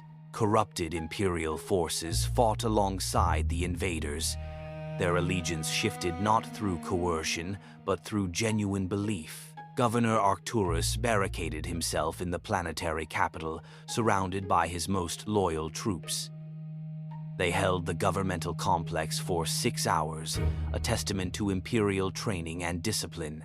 But when the word-bearers breached the walls, when Chaos Space Marines shrugged off blaster fire that should have been lethal, when daemon engines screamed through the corridors, resistance crumbled. Arcturus found himself dragged before a hololithic recorder, forced to his knees, a Chaos Lord's boot pressing against his spine. "Speak," commanded the Lord, his voice a grinding rasp. "Tell your Emperor what you have witnessed. Tell him what awaits all who resist." Arcturus's face was bruised, his ceremonial robes torn and bloody, but his eyes held defiance even as they held terror. "I am Governor Arcturus of Korriban's Echo, loyal servant of..." The boot pressed harder, bones cracked. "Tell them," the Chaos Lord repeated, and Arcturus, through pain and fear and the terrible understanding of his own mortality, spoke. He described the invasion, the corruption, the speed with which his world had fallen, and then, as prompts came from his captor, he delivered Abaddon's message. The War Master offers terms. Submit to chaos, embrace the dark gods, and you will be elevated. Resist, and you will be annihilated. Your Emperor cannot save you. Your fleets cannot protect you. Your only choice is between transformation and extinction. The 13th Black Crusade has come to your galaxy, and nothing you do can stop it. This is not conquest. This is evolution. Join us, or be left behind. The transmission ended. Arcturus was thrown back into his cell, where he would spend days being educated by word-bearers until he either broke completely or died resisting. Most broke. The message was broadcast across Imperial channels, carried by relay stations that the Black Legion had seized, amplified by sorcerers who ensured it would penetrate even the most secure frequencies. On Coruscant, Emperor Palpatine watched the recording 3 times. His expression never changed, but his fingers tightened on his throne's armrests until the metal groaned. "How many worlds have fallen?" he asked Director Armand, who stood at respectful distance, datapad in hand. 47 confirmed, my lord. Another 23 under siege, and we're detecting corruption in garrison forces across an additional 60 systems. The infection is spreading exponentially. And our response? Protocol 17 is in effect. We've quarantined 16 sectors. Base Delta Zero protocols have been authorized for 3 worlds that were deemed unsalvageable. Armand paused. My lord, the civilian casualties are significant. We're talking about trillions potentially affected if we maintain this strategy. Acceptable losses, Palpatine said coldly. Better they die loyal than live corrupted. What of the Death Star? Construction is proceeding ahead of schedule. Grand Moff Tarkin reports the station will be operational within 6 weeks. Make it 4. Divert resources from every other project if necessary, and inform Tarkin that when the Death Star comes online, Korriban's Echo will be its first target. Armin's face went pale. My lord, there are still billions of Imperial citizens on that world, many of them loyal, holding out against the corruption. They are already lost, Palpatine interrupted. The War Master has made that world his symbol. By destroying it, I send my own message, that loyalty to chaos means death, that no world, no matter how valuable, is worth the infection it carries. Fear will keep the other systems in line. Fear of the Death Star. Fear of what happens to those who turn traitor. The Emperor rose from his throne, his frail form belying the power that radiated from him. But the Death Star is only part of our response. I want Vader leading a strike force into the heart of this corruption. Not to fight the War Master directly, that would be foolish, but to disrupt their operations, to demonstrate that we can strike back, to show the galaxy that the Empire is not defenseless. Lord Vader is still recovering from his last encounter, my lord. Then his recovery is over. Send him my summons, and Director ensure that our propaganda emphasizes our victories, not our losses. The galaxy must believe we are winning, even if we are not. Armand bowed and departed, leaving Palpatine alone with his thoughts. The Emperor reached out through the Force, feeling the corruption spreading like rot through his carefully constructed order. It offended him on a fundamental level, not because it was evil, he had long ago embraced that concept, but because it was chaotic, unpredictable, beyond his control, and that, more than any military threat, was intolerable. Far from Coruscant, on the fringe of the Mid-Rim, another world fell, and another, and another. The Black Legion operated with ruthless efficiency, targeting worlds with strategic value, ensuring maximum psychological impact. They didn't need to conquer the entire galaxy, just enough of it to prove that the Empire's grip was slipping, that Palpatine's vaunted omnipotence was a lie. On the agricultural world of Harvest Prime, cultists poisoned grain shipments, bound for the core worlds, not with toxins, but with corruption symbols painted on containers, prayers whispered over food stores, rituals performed that infused the very sustenance with chaos taint. Those who ate it began dreaming of the dark gods. Some resisted. Most eventually succumbed. On the mining colony of Pharaohs VII, Daemon engines were unleashed in the deep excavation sites. The miners, hardened men and women who had spent years tearing ore from unforgiving rock, found themselves facing mechanical nightmares that screamed with voices that were human once. Some fought. Most fled. All of them carried stories that spread through neighboring systems like wildfire. On the fortress world of Cadia Prime, named ironically after the world Abaddon had broken in his own galaxy, word-bearers established a massive cathedral to the dark gods. It was built in 3 weeks, constructed by corrupted Imperial forces who worked with fanatical devotion, their bodies pushing beyond human limits through chaos blessings. When completed, it stood 2 kilometers high, a blasphemous monument that could be seen from orbit. Imperial forces attempted to retake Cadia Prime. They sent 20 Star Destroyers, 80,000 stormtroopers, and 3 full armored divisions. The battle lasted 2 months and ended in complete Imperial defeat. The corrupted defenders fought with inhuman tenacity, their bodies refusing to die even when torn apart, their faith in the dark gods granting them strength that made mockery of standard combat doctrine. The survivors, those few who escaped, brought back stories that no amount of Imperial censorship could fully suppress. Stories of soldiers who laughed as they were shot, who charged into turbolaser fire with prayers on their lips, who embraced death because they believed it meant ascension. And across the Empire, In quiet corners and dark places, people began to wonder, what if the War Master was right? What if the Empire's order was just another form of slavery? What if these dark gods offered something the Emperor never could purpose? The corruption spread not just through military conquest, but through doubt, through questions, through the fundamental human need to believe in something greater than survival. Abaddon watched it all from the vengeful spirit, satisfaction warming his ancient heart. This was how chaos truly conquered, not through simple slaughter, but through transformation, by showing people that their carefully constructed realities were illusions, that power existed beyond their comprehension, that faith in something terrible and transcendent was stronger than any imperial decree. "The core worlds," he said to his assembled lieutenants. "It's time. Prepare the fleet.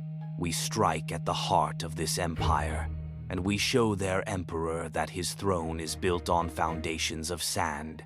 The Black Legion stirred. Weapons were blessed. Ships were consecrated. Warriors prayed to the dark gods and received answers that promised glory and damnation in equal measure.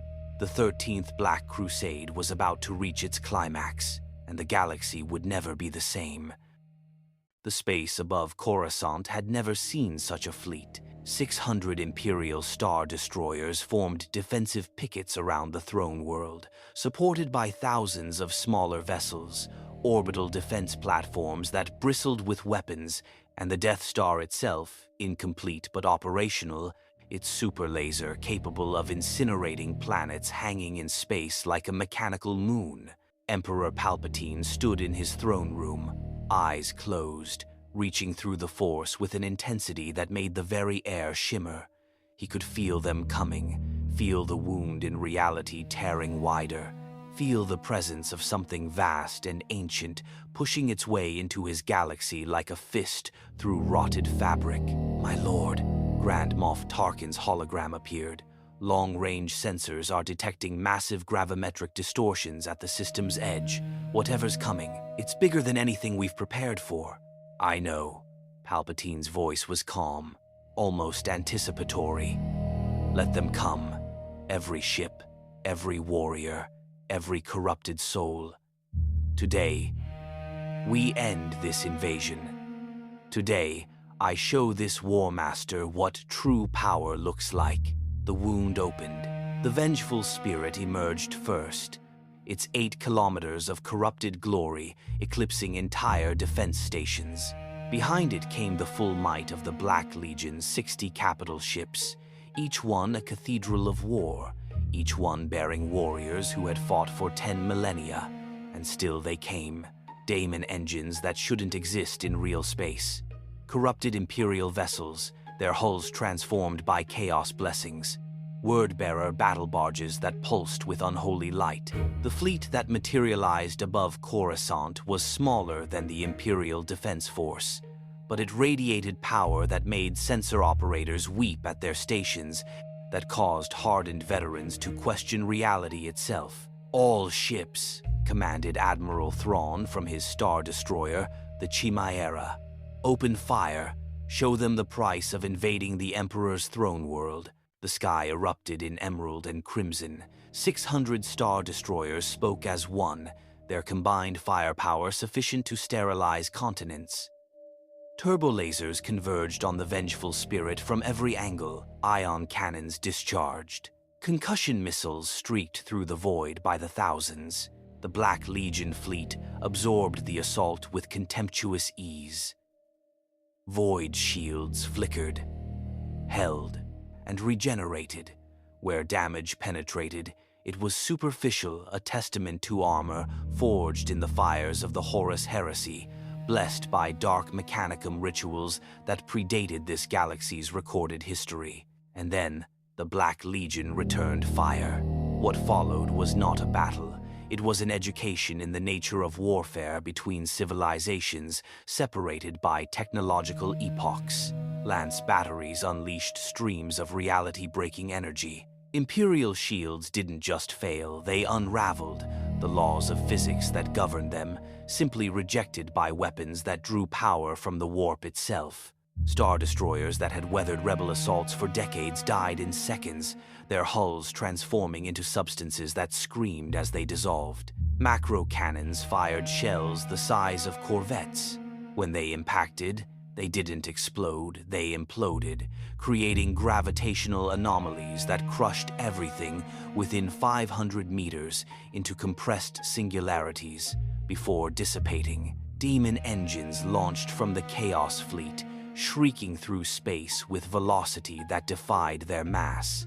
They fell upon Imperial fighters like wolves among sheep, their weapons biological and mechanical simultaneously, killing with precision that spoke of malevolent intelligence. "Redirect power to forward batteries," Admiral Thrawn commanded, his tactical genius working overtime. "Concentrate fire on their escorts. If we can't destroy the flagship, we isolate it."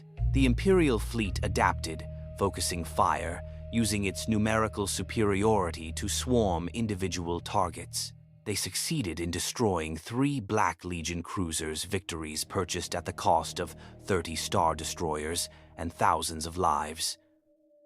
But it was something, proof that the invaders could bleed. On the surface of Coruscant, billions watched the battle through public broadcasts. They saw their mighty fleet, the instrument of Imperial dominance, struggling against an enemy that shouldn't exist. Some felt fear, others felt something more dangerous: doubt. In the Imperial Palace, Palpatine made his decision.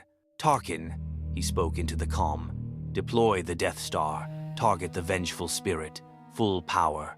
My lord, at this range, if the super laser misses, it will not miss.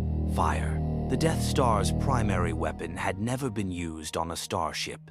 It was designed to destroy planets, to crack worlds, to enforce compliance through the ultimate terror. But Tarkin followed his Emperor's command, knowing that disobedience meant death. The super laser charged, drawing power from reactors that dwarfed anything in the Imperial arsenal.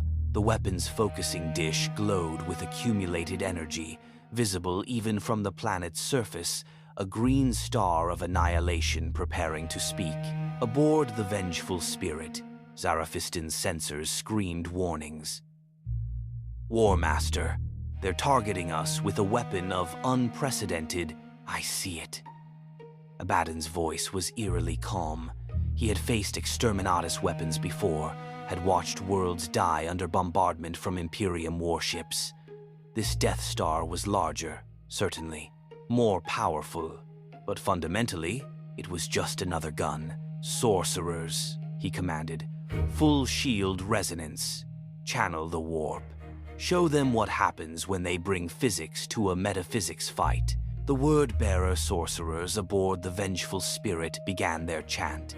Their voices rose in languages that predated humanity, calling to powers that existed outside the material universe. The warp answered, bleeding through the thin veil of this galaxy's reality, wrapping the flagship in layers of protection that were only partly physical. The Death Star fired. The superlaser lanced across space, a column of destruction 5 meters wide, carrying enough energy to vaporize a planet's core. It struck the vengeful spirit dead center, and the vengeful spirit endured. The beam met shields reinforced by 10,000 years of chaos blessings, powered by the will of sorcerers who had bargained with gods for this exact moment. The energy dissipated, scattered, redirected. Some of it reflected back toward the Death Star itself, forcing the battle station to raise its own shields. The rest bled into the warp, feeding entities that hungered for such power. When the beam cut off, the vengeful spirit remained, scarred, wounded, but intact. "Impossible," Tarkin breathed.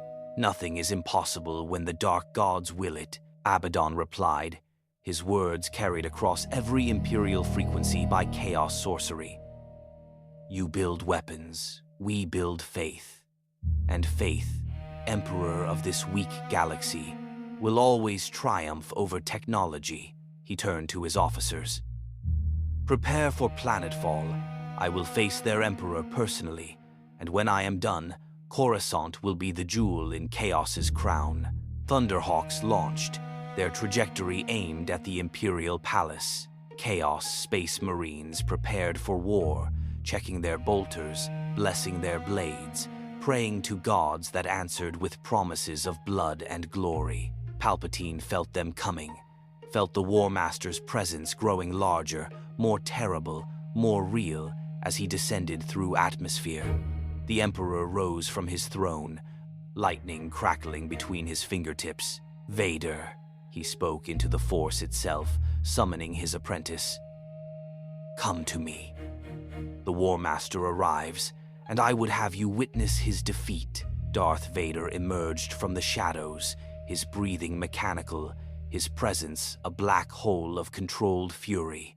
"Master, this Abaddon believes he can challenge me on my own throne world.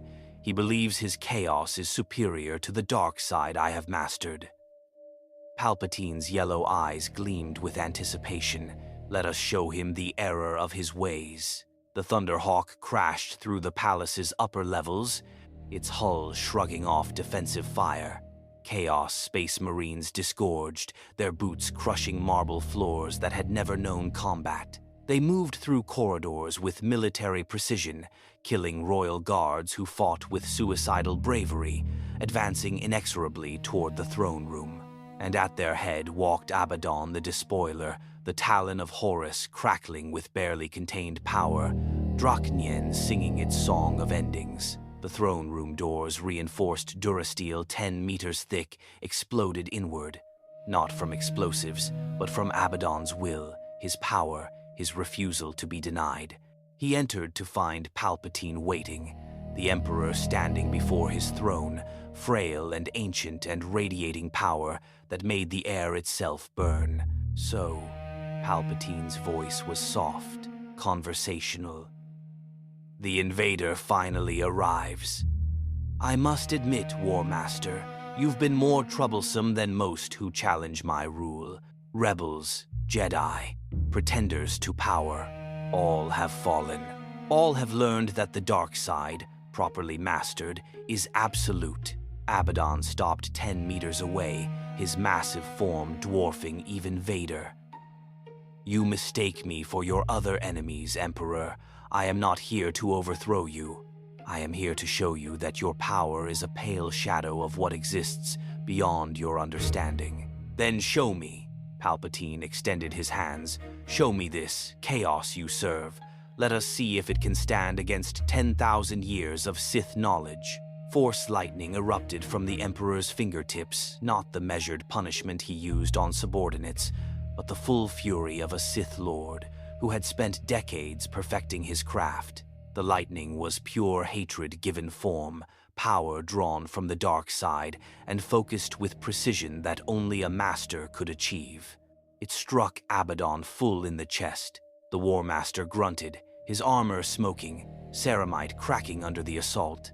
But he walked forward, step by step, the lightning washing over him like water. The talon of Horus reached out, absorbing the energy, redirecting it, feeding on it. "Impressive," Abaddon admitted, his voice strained. "But insufficient. You draw power from emotion, from hatred and fear and pain. But you do not understand what lies beneath those emotions. You do not comprehend the source." He raised Draknien, and reality bent. The Daemon Sword's power manifested as a wave of wrongness that crashed into Palpatine like a physical blow. The Emperor staggered, his lightning faltering, his eyes widening in recognition. "You..." Palpatine's voice carried genuine surprise.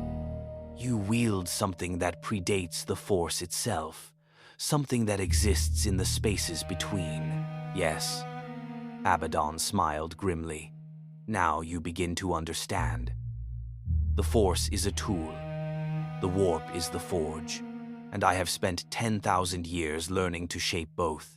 Vader moved, his lightsaber igniting, interposing himself between Palpatine and Abaddon. "You will not touch the Emperor. Stand aside, apprentice," Abaddon commanded. "Your master and I are having a philosophical discussion, one that will determine the future of this galaxy." Vader attacked, His lightsaber became a blur of crimson fury, each strike powerful enough to cleave through durasteel, each movement backed by decades of combat experience and dark side enhancement. Abaddon parried with the Talon of Horus, the lightning claws meeting the lightsaber in explosions of energy. They fought across the throne room, moving at speeds that human eyes could barely follow, each warrior operating at the peak of their capabilities. But Vader had fought Abaddon before, had felt the gulf between their powers, and this time, the outcome was even more decisive. The Talon struck through Vader's guard, piercing his chest plate, shorting out his life support systems. The Sith Lord fell, gasping, his breathing apparatus failing, his body beginning to shut down. Palpatine screamed rage and unleashed his full power. The throne room became a maelstrom of dark side energy. Lightning, telekinesis, force storms that tore at reality itself.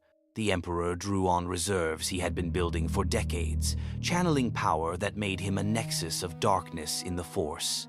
And Abaddon met him blow for blow. The War Master called on the Dark Gods, and they answered. Khorne lent him fury. Tzientch granted him cunning. Nurgle gave him endurance.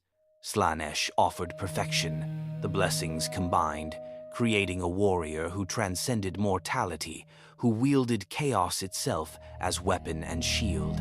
They clashed at the center of the throne room, Emperor and War Master, Sith and Chaos Champion, two beings who had each conquered galaxies, meeting in combat that shook the foundations of the palace.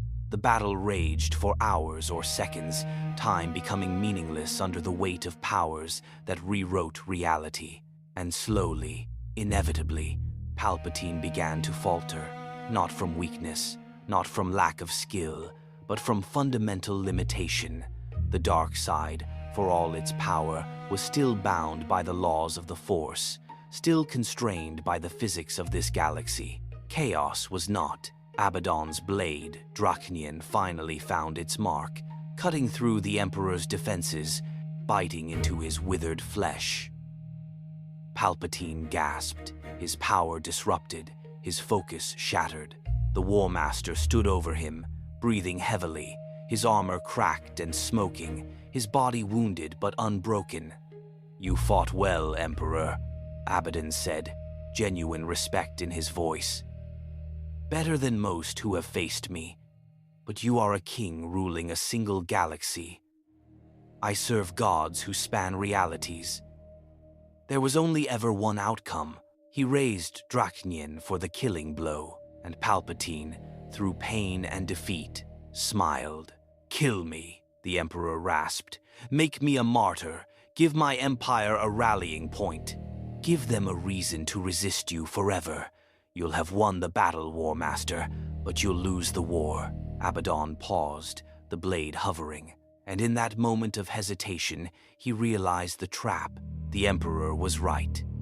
Abaddon's blade hung in the air, poised to end the Emperor's life. Around them, the throne room was a ruin, walls cracked, the ceiling partially collapsed, the floor scorched by energies that had never been meant to clash. Vader lay motionless nearby, his breathing apparatus barely functioning, his body sustained only by the last dregs of the dark side flowing through him. The War Master studied Palpatine's face, saw the calculation behind the pain, saw the trap laid bare. "You're right," Abaddon admitted, lowering Drachnian. "Killing you would create a symbol, a focal point for resistance. The martyred Emperor, slain by the invader.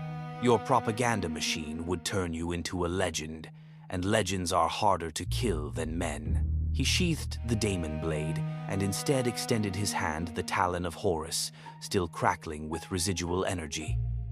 "So I offer you something else. Not death, not submission, but understanding." Palpatine's yellow eyes narrowed. "Speak. You've built an empire on fear and control, on the illusion that order can be maintained through force. But you've seen what I represent: chaos that cannot be contained, power that cannot be controlled, truth that cannot be denied. Abaddon's voice carried the weight of 10 millennia. Your empire is dying, Emperor, not because I'm destroying it, but because it was always destined to fail. Order is entropy's greatest enemy, and entropy always wins. You're offering me an alliance, Palpatine said, comprehension dawning. I'm offering you evolution. Abaddon gestured to the ruined throne room, to Coruscant beyond, to the galaxy itself. Join me. Embrace chaos. Together, we transform your empire into something greater, not a machine of control, but an organism of ascension. You keep your throne, you keep your power, but you serve something larger than yourself. UQL not be your servant, but neither will I be your enemy. He struggled to his feet, his frail body moving with dignity despite his wounds. You have proven your point. The Empire cannot defeat you through conventional warfare. Your technology is superior. Your warriors are more capable, and your corruption is more insidious than any weapon I possess. Palpatine limped to his throne, settling into it with a grimace. But you cannot conquer this galaxy alone. You lack the infrastructure, the bureaucracy, the mundane logistics that Empire requires. You're a warrior, Abaddon, a magnificent one, but warriors conquer, they do not govern. What are you proposing? Abaddon's eyes narrowed. Partition. Palpatine's voice was businesslike now, the voice of a politician who had brokered deals across decades. You take the Outer Rim. Every world beyond the Mid-Rim territories becomes yours to corrupt, to transform, to rule as you see fit. I maintain control of the core worlds. We establish a border, a demarcation line, and we acknowledge each other's sovereignty. And what of the worlds between? The Mid-Rim territories? Contested space? Palpatine smiled, though it was more a grimace of pain. Let them choose. Let populations decide whether they prefer imperial order or chaos transformation. May the most persuasive philosophy win. Abaddon studied the Emperor for a long moment. This was not the victory he had envisioned, not the total conquest, the complete corruption, the galaxy remade in chaos's image. But it was practical, sustainable, and more importantly, it ensured that the seeds of chaos would continue to spread, would continue to infect, would continue to transform. You're a pragmatist, Abaddon finally said. I can respect that. Very well, Emperor. We have an accord. The Outer Rim is mine, the core is yours, and the galaxy will decide which of us represents its future. He turned to leave, his Chaos Space Marines falling into formation around him. But at the threshold, he paused. One more thing, Emperor. Your Death Star. Keep it, use it if you must. But understand that if you deploy it against any world under my protection, our accord ends. And next time I enter this throne room, I will not hesitate. Understood, Palpatine replied. And War Master? The same applies to you. Spread your corruption in the Outer Rim.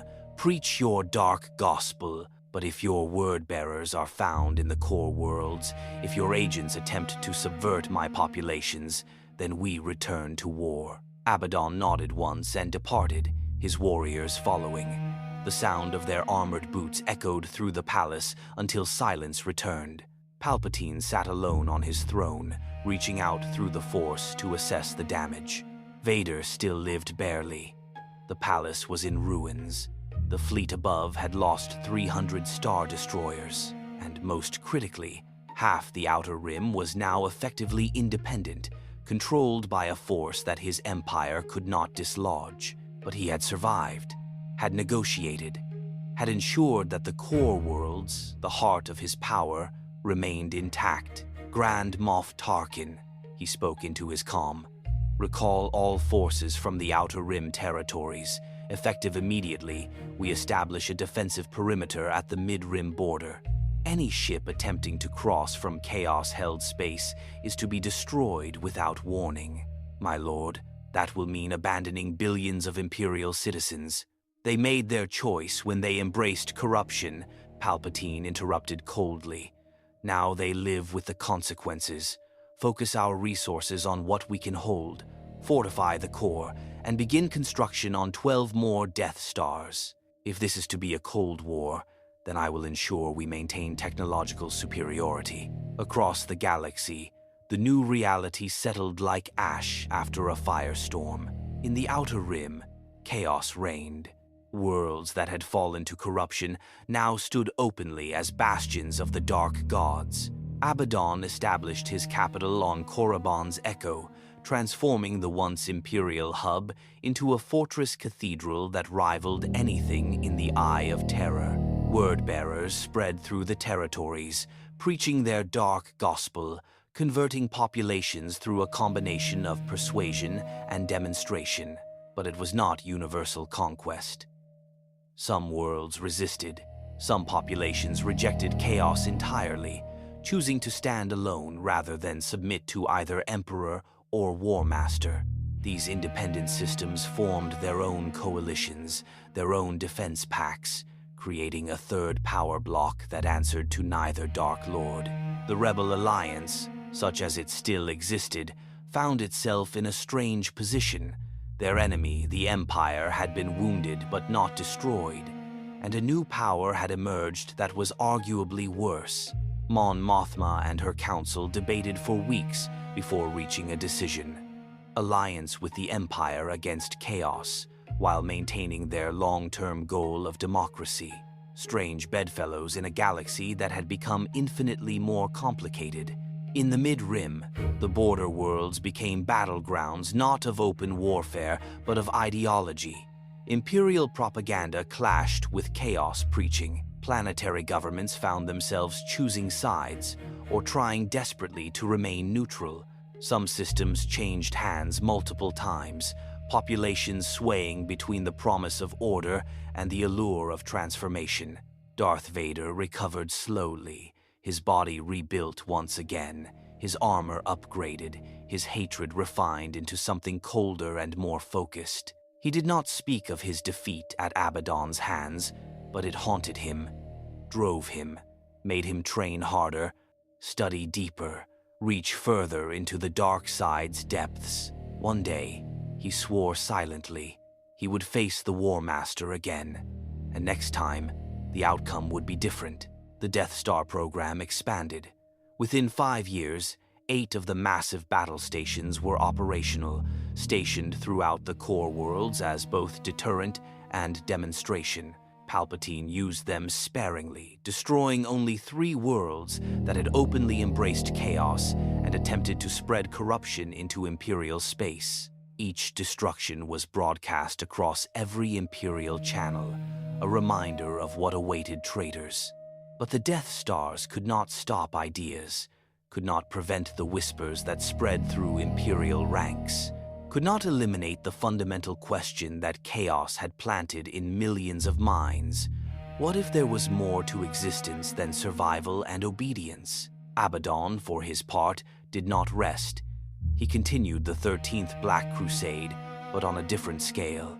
Instead of rapid conquest, he focused on consolidation, on building infrastructure that could sustain chaos worship, on creating institutions twisted as they were that could govern, administer, and perpetuate the transformation he had begun. The Outer Rim became a realm unlike anything the galaxy had known. Daemon engines walked alongside corrupted humans. Sorcerers studied the Force and the Warp, seeking to merge the 2 power systems into something unprecedented. Forge Worlds' Dark Mechanicum installations produced weapons that blended Star Wars and Warhammer 40K technologies, creating hybrid nightmares that pushed both universes' capabilities. And through it all, the Dark Gods watched, pleased with this new Garden of Souls, this fresh hunting ground where faith and madness could flourish. 10 years after the invasion, the galaxy existed in a state of Cold War. 3 power blocks, Imperial Core, Chaos Outer Rim, and independent Mid-Rim systems maintained uneasy coexistence. Skirmishes erupted regularly along borders. Espionage was rampant. Propaganda wars raged constantly, but there was no return to the status quo. The galaxy had been fundamentally altered. The illusion of imperial supremacy had been shattered. The existence of powers beyond the Force had been proven, and most critically, billions of beings now knew that alternatives existed, that the Empire was not inevitable, that other paths were possible, even if those paths led into darkness. In his throne room on Coruscant, Emperor Palpatine ruled over an empire that was smaller but more tightly controlled than before. He had learned from the invasion, had adapted, had become more ruthless in eliminating dissent, more paranoid about corruption, more willing to sacrifice worlds to maintain purity. On Korriban's Echo, Abaddon stood before a viewport, watching his territories expand slowly, methodically. He had not conquered the galaxy as quickly as he'd hoped, but he had established a permanent foothold, had proven that chaos could exist in this universe, had created a foundation from which future crusades could be launched. And in the spaces between on the independent worlds, in the smuggler havens, among the rebels who had become something stranger and more desperate, beings watched both dark powers and wondered what the future held. The galactic civil war had ended not in rebel victory or imperial consolidation, but in stalemate between titans. The galaxy had entered a new age, darker, more complex, more dangerous than anything in its recorded history. An age where gods walked among mortals. An age where the line between order and chaos had become a battlefield. An age where survival meant choosing which darkness to embrace. The 13th Black Crusade had not conquered the Galactic Empire, but it had broken it. And from those broken pieces, a new galaxy was being born. One that would never again know the certainty of absolute power, the comfort of singular truth, or the peace of ignorance. The Force would never be the same. The warp had come to stay, and in the endless struggle between them, the galaxy would burn, transform, and ultimately transcend or be consumed entirely. The galaxy would never forget the year the stars bled. Historians, those who survived to record it, would call it the schism, the breaking, the year of two emperors. But those who lived through it, who watched their ordered universe crack and bleed something ancient and terrible into the void, they called it by a simpler name, the end of certainty. For millennia, the galaxy had believed in absolutes, light and dark, Jedi and Sith, Republic and Empire. Even in its darkest hours, there had been a comprehensible logic to existence, a framework within which beings could understand their place, their purpose, their fate. Abaddon the Despoiler had shattered that framework. He had shown the galaxy that reality was more fragile than anyone imagined, that the Force was not the ultimate power, but merely one expression of something vaster, hungrier, more alien, that the Emperor's throne, for all its might, could be challenged by forces from beyond the known universe. And most terrifyingly, that transformation was always possible, that any being, given the right push, the right whisper, the right promise, could become something more than human, something other. The partition held, barely. An invisible line drawn across star charts, maintained not by fleets alone, but by mutual recognition that total war would destroy both sides. The Empire kept its core worlds, its Death Stars, its illusion of control. Chaos claimed the Outer Rim, transforming it into a realm where the warp and the Force intertwined in ways that made reality itself negotiable. Between them, the free world struggled to maintain independence, knowing that to fall too far toward either darkness meant annihilation or damnation. But the true victory was not measured in territory, it was measured in belief. Every Imperial citizen who looked at the stars and wondered if the Emperor could truly protect them. Every stormtrooper who heard whispers in their dreams and questioned whether obedience was enough. Every planetary governor who saw what chaos offered terrible power, yes, but also meaning in a universe that had become cold and bureaucratic. The seeds had been planted, and seeds, once rooted, could not be unplanted. Abaddon understood this. It was why he could accept the partition, why he could walk away from total conquest. He had fought the Imperium for 10,000 years and learned the most fundamental truth of warfare. You cannot kill an idea with a bolter, cannot burn faith with lance batteries, cannot eliminate hope or despair with any weapon. The 13th Black Crusade had achieved something greater than conquest. It had achieved infection, and in time, decades, centuries, millennia, that infection would spread, would mutate, would transform this ordered galaxy into something that reflected the warp's infinite chaos. Emperor Palpatine knew this too. It was why he did not pursue total war, why he accepted the bitter reality of partition. He had seen enough to understand that Abaddon was not an enemy who could be simply destroyed. The War Master was a vector for something larger, gods that existed outside conventional reality, powers that could not be killed because they had never truly lived. So the Emperor did what Sith had always done. He adapted, consolidated, prepared for a longer war, one fought not just with fleets and weapons, but with propaganda and faith and the careful manipulation of billions of souls.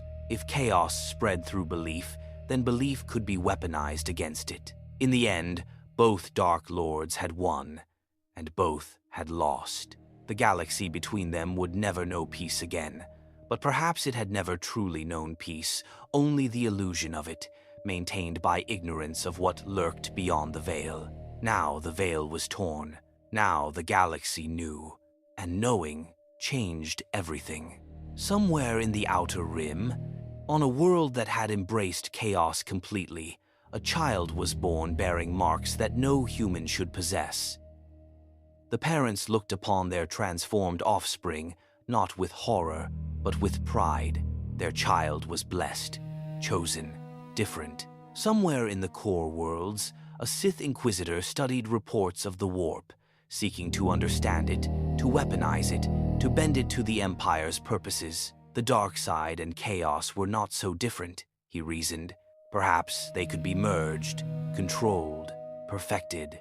Somewhere in the mid-rim, a rebel cell discovered that fighting tyranny now meant choosing which tyranny to oppose first, and in that choice, they found themselves compromised in ways that would have horrified the Alliance's founders. The galaxy turned, stars burned, empires rose and fell and transformed, and at the edge of the known universe, the wound in reality remained pulsing, bleeding, never quite healing. A permanent scar that marked where chaos had entered this dimension, a doorway that could never be fully closed.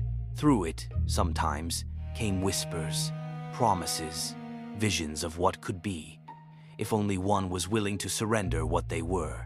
The war between order and chaos would never end, because it had never truly been about territory or power or even survival. It had always been about the fundamental question that haunted every sentient being. What are you willing to become? And in a galaxy where gods walked, where reality bent, where transformation was always one whisper away, that question had infinite answers, all of them terrible, all of them true. The Galactic Empire survived, diminished, paranoid, forever changed. The Black Legion endured, patient, growing, eternally hungry, and between them, the galaxy learned to live in darkness that was deeper than any Sith had conceived. The Force remained, the warp had arrived, and their collision would echo through eternity. May the Force be with you. More stories await.